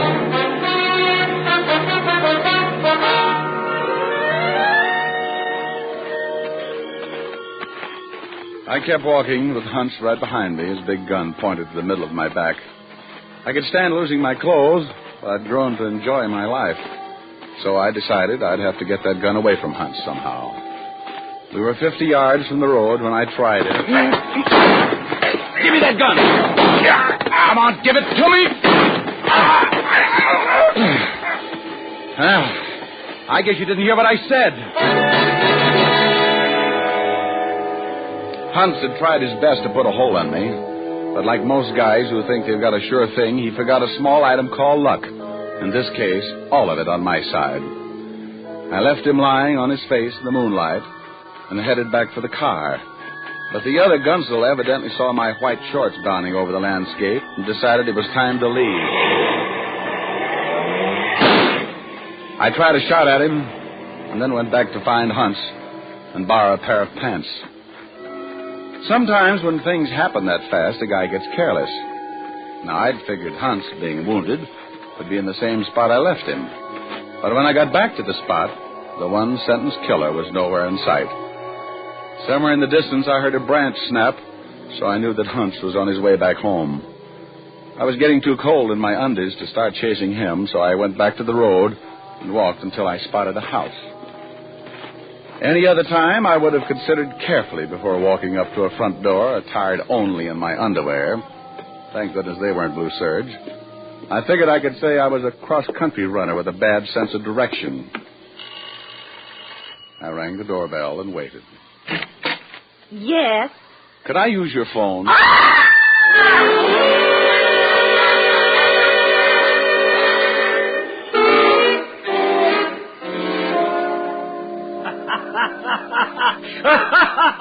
Oh, shut up, Walt.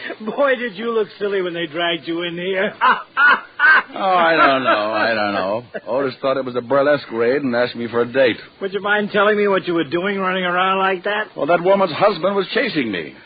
What did you think I was doing? Well, you can't blame the old man for chasing you. You scared his wife right out of her wig. Now, why don't you tell me what this is all about? Because I don't know. Well, how'd you lose your clothes? Let me make a phone call, and I'll tell you all about it. I put in a call to David Barr and asked him to meet me at the store. Then I briefed Walt on everything up to date. Walt said... Are you nuts? And I left before I had to lie. I went back to my apartment, climbed back into the only suit I had left, and 20 minutes later, I was standing in David Barr's shop on Madison Avenue. I explained the events of the last couple of hours, and Mr. Barr said... Disgusting. You bet. I just can't understand it. I'll move over. Don't you have any theories at all? Well, vague ones. That blue suit that you gave me. Tell me about it. The material was originally ordered for a customer who failed to show up, so I had it made up for me. Where did you get your cloth? Black & Winterfield. Although I'm certain you've never enjoyed the benefit of their merchandise, you must have heard of them. What customer was the material ordered for originally? Oh, not one of my steady customers. He left a deposit. Well, what was his name? Kingsley. Leonard Kingsley, a small man with a preposterous stomach. I had to order 4 yards. Oh, well, this Mr. Kingsley. He's never called or gotten in touch with you? No. So needing another blue suit, I use the material for myself. If he comes in, I can always order more material. Didn't you take his measurements? He was in a hurry. He picked out the Serge from the book, gave me a deposit, and told me he'd be back that afternoon for the measurements. That was over a month ago. What are you driving at, Diamond? How do I know? I'm just fishing. The whole thing has got something to do with blue Serge material and that blue suit. You're getting disgustingly repetitious. I suppose you're going to tell me this Kingsley sent 2 hired killers to steal my goods because he thought it was easier than coming in for a fitting. I don't know. Where's your phone? On the desk. It's the only thing in the whole shop that looks anything like a phone. Honestly. I got more of a description of Leonard Kingsley and put in a call to Walt at the precinct. I gave him the information, asked him to run a check. Then I said goodnight to Mr. Barr and settled back in a chair to guard the store. I'd been sleeping about an hour when Walt called back. What do you know about this Leonard Kingsley, Diamond? Oh, there's a brilliant question. Why do you think I called you up? I don't know anything. I want to find out. Well, where did you hear about him? From my client. That Barr guy you told me about? That's right. This Leonard Kingsley came into his store, ordered a suit, never came back. That was because he couldn't. Come back? Yeah.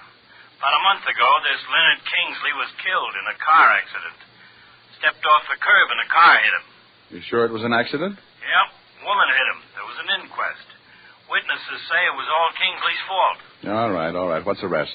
Rest? Oh, stop with the Little Red Riding Hood. Something's up. Well, this is confidential, Rick. Well, it'll stay that way. The FBI have got a share in this thing.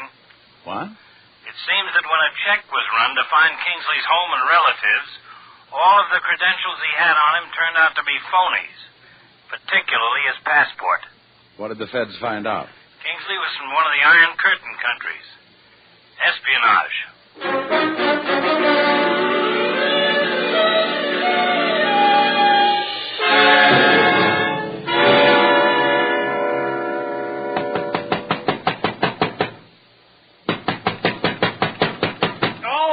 All right. Well, Paul Revere with a shoulder holster. I want some answers, Mr. Barr. How many customers can you remember who came into your shop and ordered only one suit in the last year? Half a dozen. How many never came back after they got the one suit? Well, what's the matter? That's peculiar. Everyone I can remember, and they're comparatively easy because most of my customers are steady. Go on. What about these single customers? Every one of them ordered a blue Serge. And you got all the material from Black & Winterfield? Yes.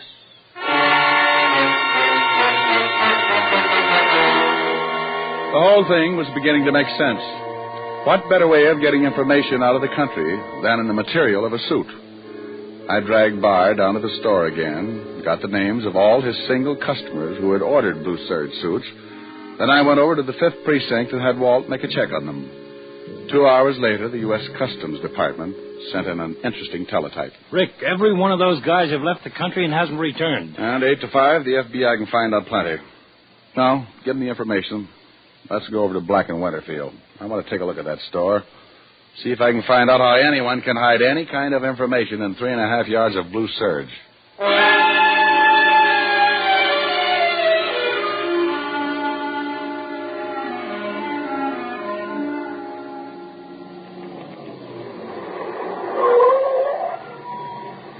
There it is. Dark. Yep, come on. What do you think you're going to do? Well, we're going in that store and take a look around. You can't do that. Not without a warrant. All right, Fatty, just so you won't disgrace that lovely badge, I'll go in first, and you can come in and arrest me for breaking and entering. Now, Rick, you wait a minute. Walt, they know I got away. We can't wait. Hey. What's the matter? What are you looking at? That car in the alley. What about it? Looks like the one those 2 killers took me for a ride in. Come on.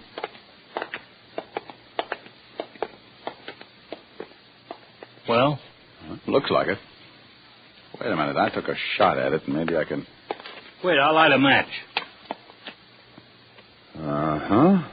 Yes, sir. Here it is. Nice little bullet hole. Well, I'll be... I think one of my little headhunters is in that building. Still want to get a warrant? Let's go. How are we going to get in? Oh, you'll figure something out. You're really a second-story man at heart. Rick, wait a minute. Oh, what is it? Look at this. Isn't that blood? Huh. Looks like both of them are here. Leads right in the door. Locked. Let's go around back. We ducked around back and spent the next 10 minutes jimmying the window. And Walt couldn't have been more professional if he'd done time in Sing Sing. He jimmied it without a sound and knew just how to disconnect the alarm. We squeezed through and dropped to the floor. We were in a basement, and from somewhere in another part of the building, we could hear a radio playing softly. We went up the steps to the first floor and stopped to listen. The radio was to our left, down a long corridor. We stayed against the wall and edged our way toward a door at the end of the hall. A thin strip of light showed at the crack, and we moved up and listened, holding our breath. How you feeling, Hans? Well, try and take it easy. And the boss is coming with the doctor. They're both in there. Let's take them. Hold it. Music making you feel better, huh? No, Gabe. Well, you want something better, maybe? Artie Shaw pick you up, maybe? No. Turn it off. Okay. Don't you worry. I'll get that shamus for shooting you. And the boss will be real happy when he sees we got the suit. Okay, let's take them, Walt. Look out behind you, Rick.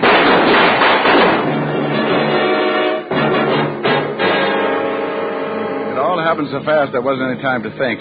Suddenly, there were two men standing behind us in the hall. By the time the smoke cleared, both of them were down, and Walt and I were shaking like a hula dancer with a hot foot. Then, before we could catch our breath, Gabe came running out. I'll get him, Rick. No, I'll get him. You go in and take care of the wounded one. Walt went in after Hunts, and I took off after the other. I caught him just as he dove through the front door. Hold it. Okay.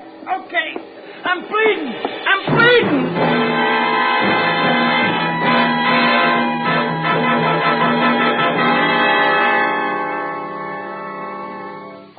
All right, let's have it. I'm bleeding. Get a doctor. The ambulance is on the way. Now tell us about it. What do you want to know? We want to know about the suits and about the material, and who the guys are in the hall. One of them's a doctor for Hunts here. The other one's the boss. He runs the store. You were getting information out of the country and the Blue Serge material. Yeah. What kind of information? All kinds. Defense plans, radar locations, that kind of stuff. Done all in code numbers. How did they do it? Stuff was invisible like. Just do it on the Blue Serge. When the guy got out of the country, he'd take the suit and dip it in something. Then the writing come out. And when Kingsley got hit by the car, you found out he didn't have the suit. The boss did. How about it, Hunts? How do you feel? Why did you swipe my suit? We was tailing bar. Saw him going to your office. Figured maybe he'd give you the suit. Well, there it is, Rick. How about it, Hunts? Your partner telling the truth? You heard him.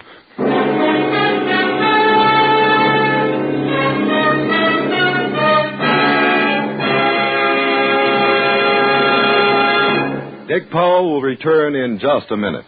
What cigarette do you smoke, Doctor? Again, a study has been made. Again, this question was asked of doctors all over the country and in every branch of medicine. The brand named most was Camel.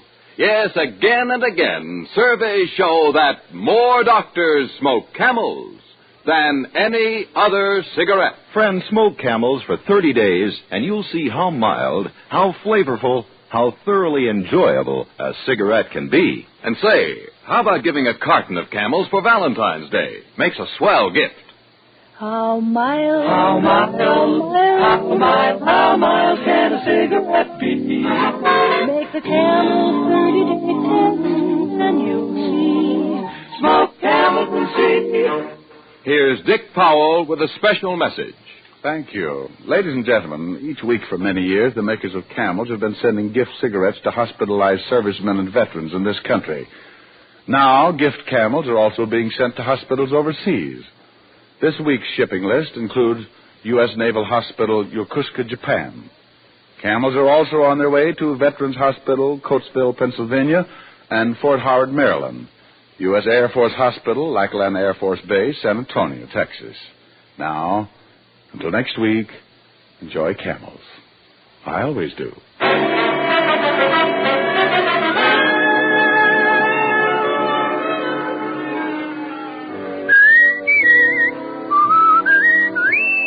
Dick Powell can soon be seen in his new RKO picture, Cry Danger. Tonight's adventure of Richard Diamond was written by Blake Edwards with music by Frank Worth. Our director is Helen Mack. Featured in the cast were Virginia Gregg, Wilms Herbert, and Arthur Q. Bryan. PA stands for two things, Pipe Appeal and Prince Albert. They go hand in hand. For Prince Albert's Choice Tobacco has a rich flavor and a delightful natural aroma. PA is crimped cut for smooth, even burning, and it's specially treated to ensure against tongue bite. Get Prince Albert, the National Joy Smoke, America's largest-selling smoking tobacco.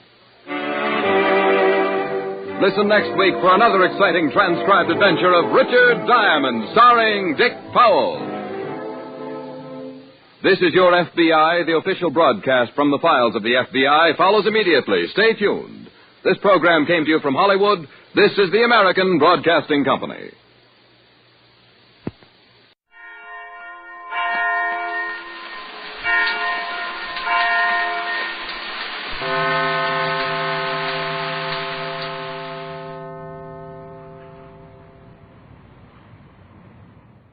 This I believe.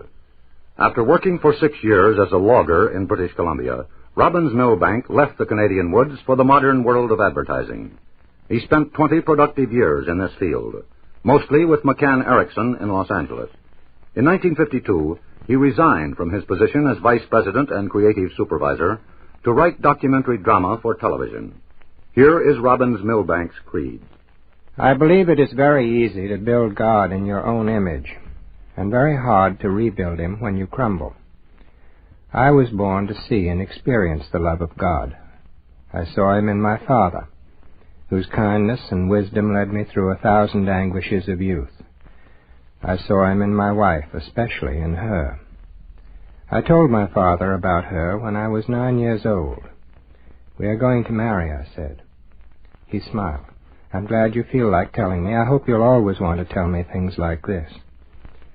For many years I was rich, seeing and loving and touching these children of God. I knew what I believed because I believed in them and they in me. They died. First my father, then my wife. Why do I still arrange my desk work in neat piles? Why do I straighten a piece of furniture? Why do I try to arrive at appointments a minute early? Why do I lie down to sleep or get up in the morning? Have you ever wandered through an empty house looking for a purpose? You do a lot of little things automatically. I'd like to talk about my house.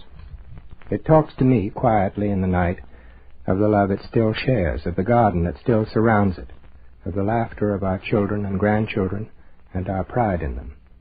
I lie on my bed, pulling words around, trying to understand their meaning. Words like, I believe. This I know. I believe in the Lord's Prayer, all of it, but particularly where it says, Thy will be done. For me, that's one clear channel to God. That one belief, Thy will be done, carries me through each act of each day. It teaches me to live with all that is given me, and to live without what is taken away. It rescues me from the idea that happiness for myself is either important or desirable. But it doesn't at all destroy happiness as a gift I can give, miraculously, from an empty vessel. I believe I'm held here in trust, that I have no right to violate that trust through negation, no right to turn inward or away from people or jobs I can do. What if I do start through habit and finish in a half-dream? The belief suffices. Thy will be done.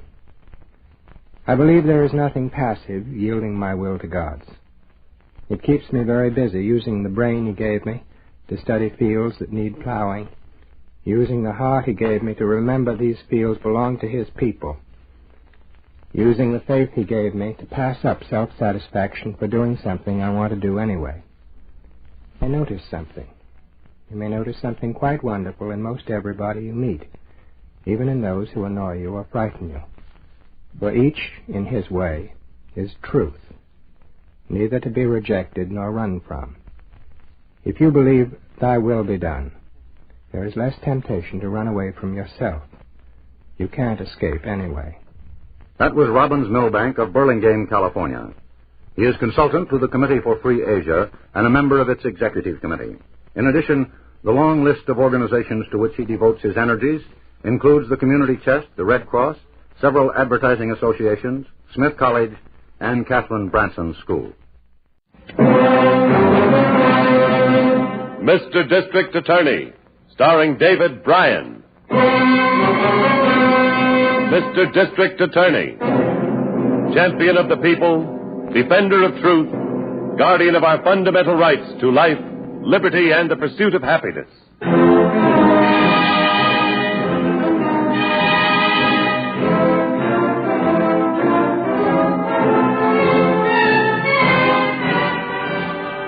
And it shall be my duty as district attorney not only to prosecute to the limit of the law all persons accused of crimes perpetrated within this county, but to defend with equal vigor the rights and privileges of all its citizens.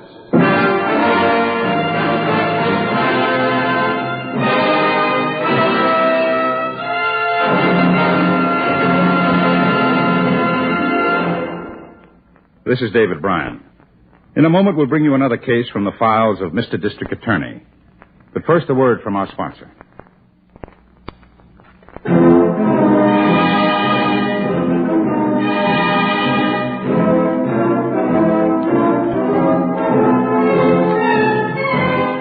And now, here is our star, David Bryan, as Paul Garrett, Mr. District Attorney.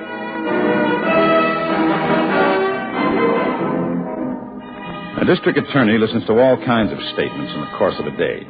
Some are confessions from people who want to pay their debt to society and make a fresh start. But even a confession can be an attempt to outsmart the law. This case began more than 500 miles from my county, in another state. How you know, Pete, the old dame didn't give you a phony combination? Oh, she wouldn't do that, would you, Grandma? Because the wrong combination would mean bruises. Wouldn't it, Grandma? Maybe we'd better take the gag off and let her open it for us. She wrote down the combination, didn't she? She couldn't talk it any better than she could write it. Now, keep quiet a minute. Oh, this tip better be good, Pete. It's good. Nice old lady, afraid of the bad bank. Keeps all her jewels and money nice and safe at home. It's open. Look at this. What rocks in the dough? 20s, 50s, C-notes. Must be 15, 20 grand there. Shove it in the briefcase. Hey, what about her? We just can't leave her like she is. No, because if somebody took that gag off, she could talk. Only one way to stop that. Why didn't you muffle that with a pellet? People will think it's a backfire. Come on, let's get going.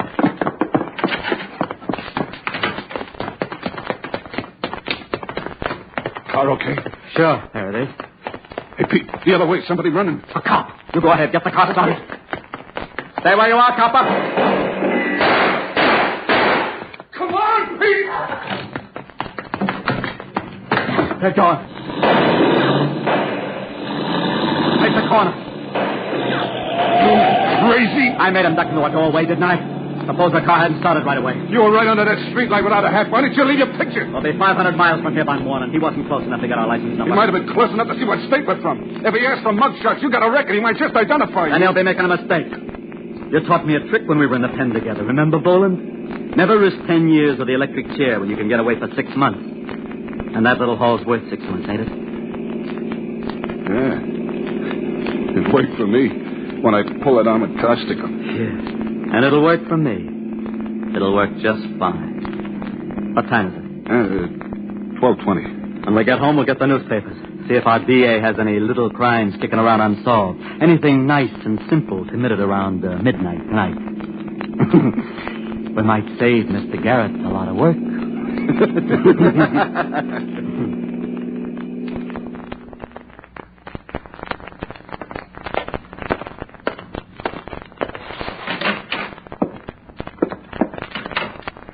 Hello, Miss Miller.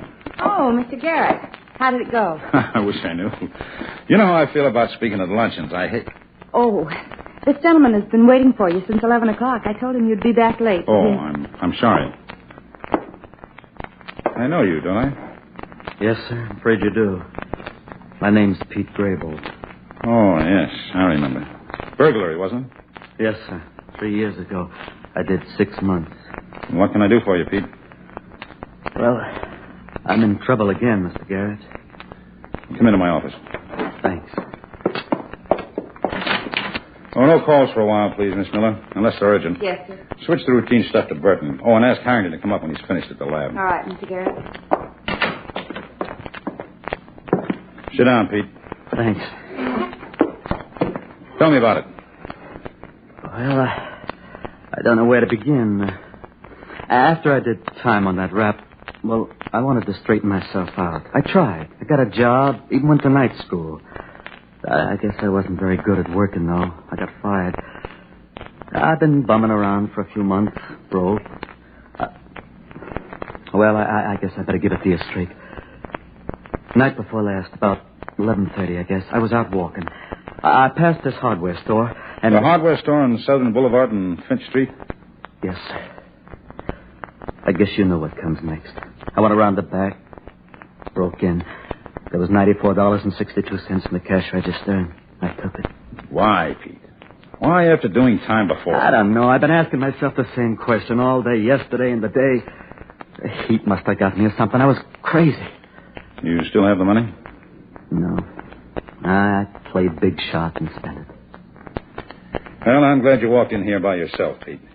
You were playing it tough the last time when we had to catch you and bring you in. Well, you can hang it on me good this time, Mr. Garrett. I had a chance, and I blew it. I'll deserve everything I get. Well, what you'll get will be up to the judge, Pete. But the fact that you came in here is going to weigh in your favor. If I recommend a short sentence and probation, will you promise me to work out the money you stole, make restitution? Oh, Mr. Garrett, I'd do anything for a break like that. I'll pay back every dime. All right. Miss Miller? Yes, sir. Come in, please. Bring your book. I want you to take a statement. Yes, sir.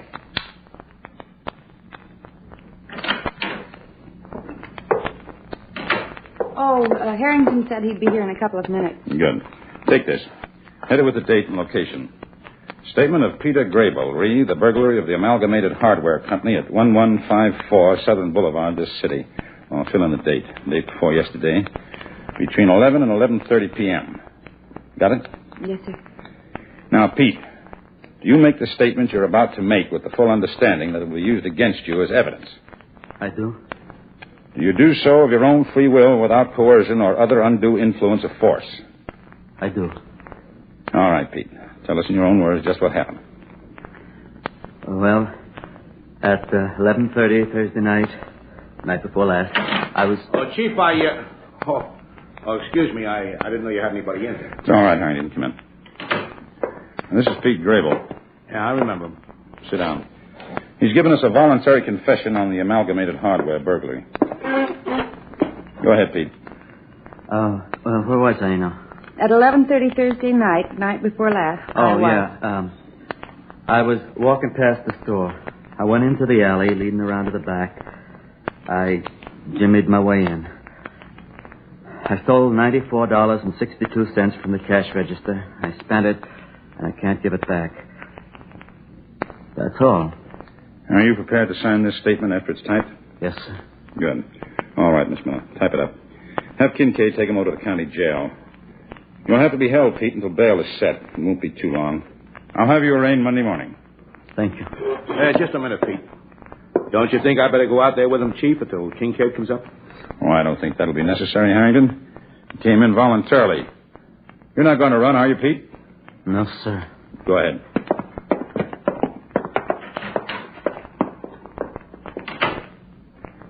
What about those parking lot robberies? You got anything? Nope, not yet. The stuff the lad had is no good. No, keep on it. Then I watch the ballparks, bowling alleys, fight stadiums. Any place night parking is heavy. Yeah. Chief, Yeah? You know, I like to see a guy get a break if he rates it. But this Pete Grable, he was a tough monkey. We got nothing at all on that amalgamated hardware job, but all of a sudden he walks in here like a lamb. Bothers me. I know. It's been bothering me, too. I thought you were sold on him. He wants me to be sold on him. Let him walk around a while until we see what he's got on his mind. While he's walking, he's got a chance to run. He's also got a chance to trip. Yeah, see what you mean. You want me to check on him? Home, family? No, not until he's arraigned and makes bail. Why wait until then? Because then it can be a friendly visit to, somebody we're sold on. Let's see if that confession is ready yet.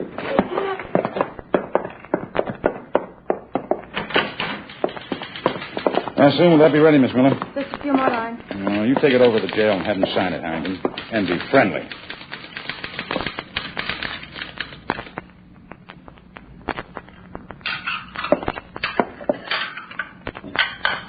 No, Peter hasn't been home yet.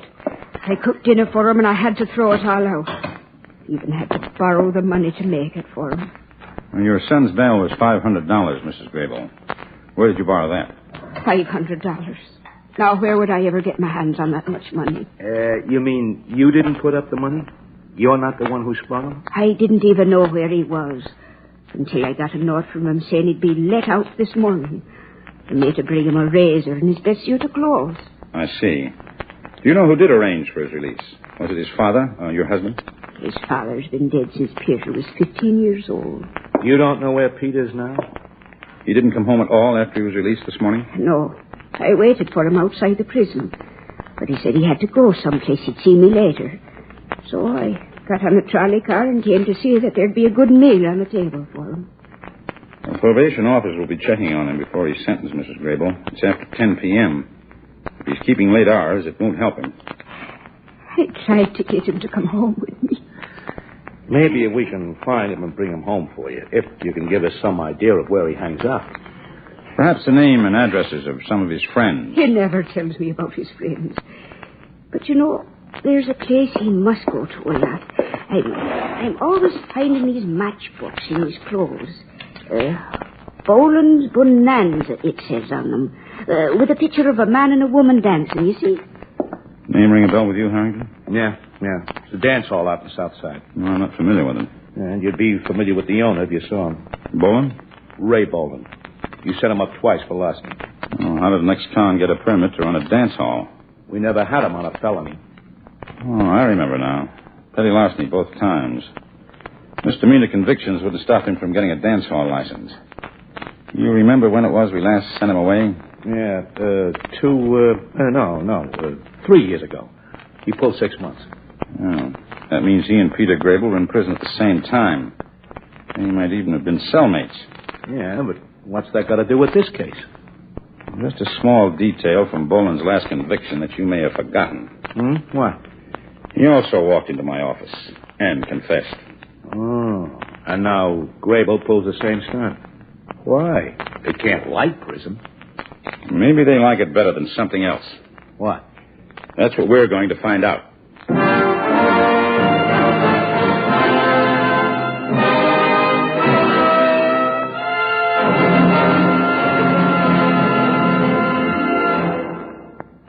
This is David Bryan. Before we continue with Mr. District Attorney in the case of the man who confessed, here is an important message from my sponsor.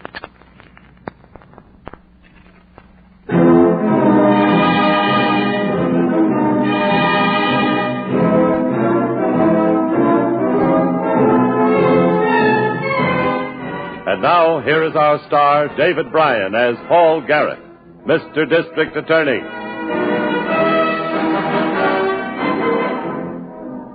A man had walked into my office and confessed to a crime of burglary involving less than $100. His family had no money, but somebody posted $500 bail for him. He was certain to go to jail, but he seemed happy about it. It didn't add up. Harrington and I headed for Boland's Bonanza, a dance hall on the South Side. I ought to have 2 bands, Boland, like the uptown joints. Continuous dancing. People don't like just sitting around, do they, Dolly? Look, when you work diamond dance joints like I have, you're happy to hear the horn stop. See, Pete? Besides, it's a warm night. Give the concessions a chance to do a little business. I make money there, too, Yeah, and if this don't work, There are other ways, huh? You ought to know, boy. Hey, you didn't tell me. How'd it go with the DA? A breeze. You should have seen it. Hey, trim it up. Keep quiet. What's the matter, honey? Those two guys coming across the floor. Garrett, the DA, and that shadow of his, Harrington. Don't move now. They've seen us. It'll look funny if you go. Evening, Pete. Oh, hello, Mr. Garrett. Mr. Harrington. I'd like you both to meet Miss Dolly Weeks. How do you do? And this is Ray Boland. He owns the place. I believe we've met Mr. Boland before. Yeah, that's right. I'm glad you're meeting at my place this time instead of yours. Oh, a band's been off the stand too long. Customers getting restless. I'd better go outside, herd them in. Nice to see you, gentlemen, again. Bye. Come on. You better go looking for your date, Dolly, or he'll think you got lost. Huh? Oh, yeah. Excuse me, please. Don't you think you should be leaving too, Pete? Yeah. I didn't realize it was so late. Good night. Night. Oh, Pete, just a minute. Yeah, Mr. Harrington? How did you jimmy your way into the hardware store? Through a back door or a window? What difference does it make? Well, it might make a difference in court. Nothing can make any difference in court, Mr. Garrett. I ain't fighting the case. You got my confession. Yeah, I guess you're right. Skip it. Night. We can get to the parking lot through the back door. Okay. What was that question all about, Harrington? About whether he jimmied a door or a window? Oh, just something I remembered. The bagel gained entry by cutting out a ventilator screen with wire clippers. For a man who says he robbed a store, he doesn't seem to know too much about the details, does he?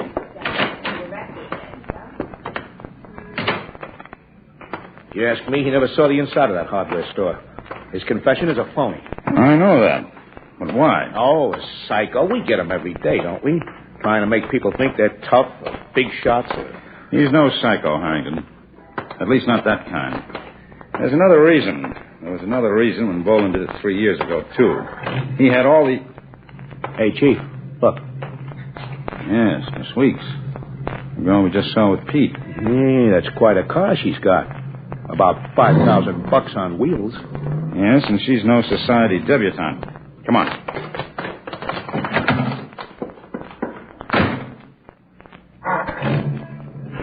You want to follow her? Yes. She turned right going out. Yeah, I saw her.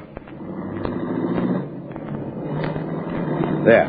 Parked just past the entrance to the dance hall. I'm just driving past her. Don't stop until you get to the end of the street. Dark area under those trees is all right. Okay. What's she waiting there for? See for yourself. Sure. Little Petey boy.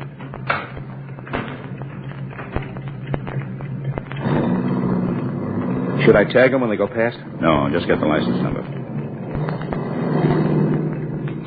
Get it? Yep. I jot it down. Now what? Take me home. We've got a lot of work to do tomorrow.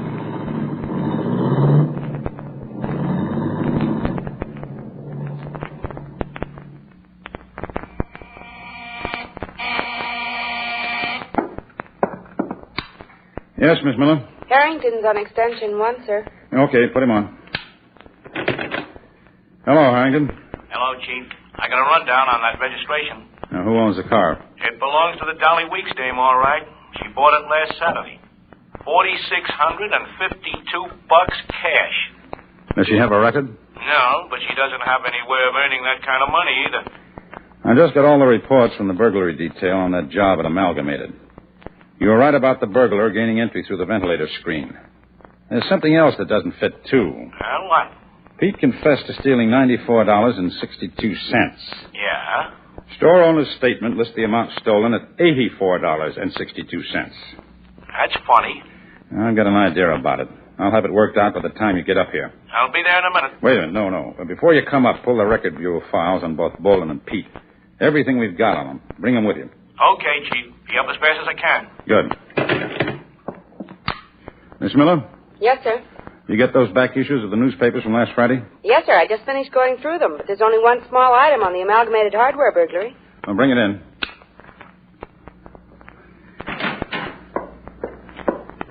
It was on page 9 of the Post transcript, Miss Garrett. It's only one paragraph. Well, let me see.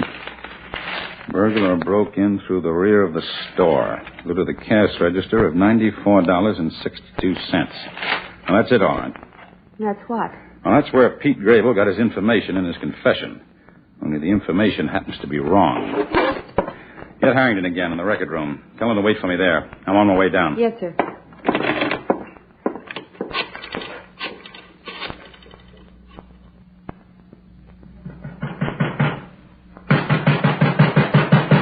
All right. Keep your shirt on. Who is it? It's Pete. Let me in quick.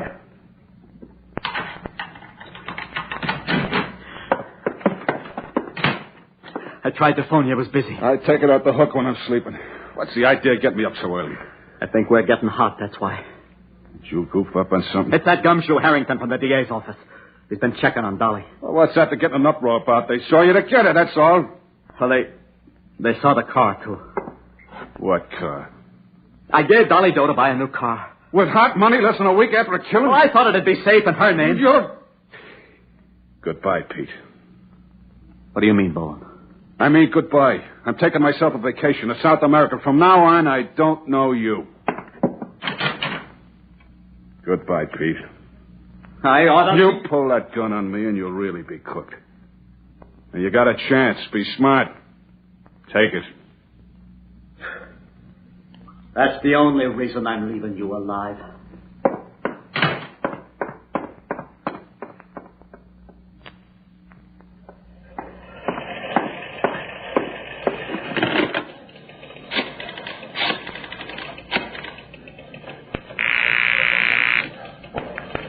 District Attorney's office. Miss Miller, this is Mr. Garrett calling from the record room. I want you to get some more newspapers for me. Yes, sir. Which ones? Out-of-town papers from all surrounding states. Last Friday and Saturday editions.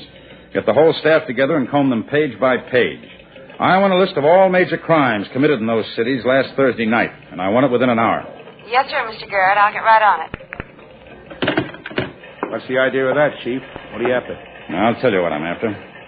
Look at this record on Boland. His confession about stealing a car radio?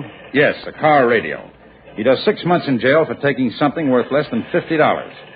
Then 2 weeks after his release, he buys a dance hall for $20,000, spends another $10 decorating. Oh? What are you driving at? Now, look at this FBI teletype. Received by us while Boland was doing time. Request all available information, Ray Boland, York County. Mugshot selected as possible suspect, armored car robbery, state capital. Night of October 3rd last. October 3rd. Hey, that's the same night he confessed to stealing the car radio. Sure. And the Record Bureau wired back that he was serving time for an offense committed at the same time, the same night, more than 200 miles away. We provided him with an alibi. And now Grable is afraid he was seen on some job and he's pulling the same stunt. Only this time it isn't going to work. Have a squad pick up Dolly Weeks for questioning. Then get up to the office and let's help with those newspapers.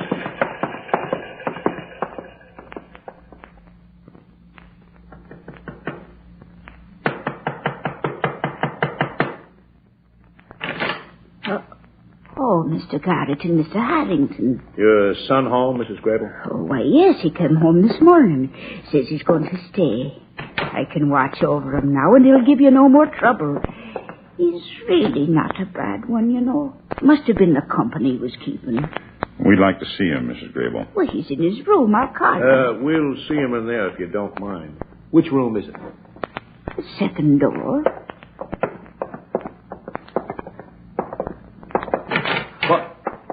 Oh, Mr. Garrett, Harrington. I was just getting dressed to come and see you. Were you, Pete? Yeah. I guess I was confused the day I gave you that statement on the hardware store. You see, I really went in through a ventilator screen, and then too I told you the wrong amount on the money. We know you did. We also know that you stopped in the hardware store a couple of hours ago and bought a wrench. and spent 10 minutes asking the storekeeper about the burglary. You see, we've been doing a little checking, too. The police at Harrisburg are looking for 2 men who robbed and murdered a wealthy old woman. You know anything about it? Go ahead, Pete. Go ahead. If the gun's in there, go for it. Or do you only use it on old ladies? It's Boland. The whole idea was Boland's, not mine. I'm here, ain't I? He's running away. Not far. The police will be waiting for his plane when it lands at Dallas. And Dahlia's waiting for you downtown at my office. Please, Mr. Garrett, you gotta give me a break. I'll give you a break, Pete. The only kind of a break the law permits. What's that? The same kind of a break you gave that old lady in Harrisburg.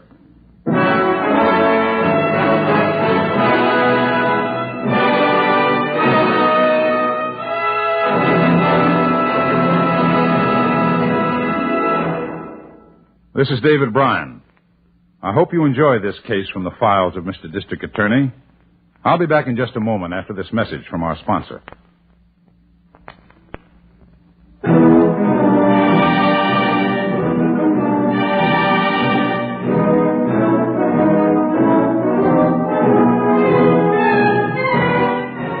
Now, here's the star of Mr. District Attorney, David Bryan, with a word about the program you have just heard. Pete Grable, Roy Boland, and Dolly Weeks were extradited to the county where the brutal murder had been committed.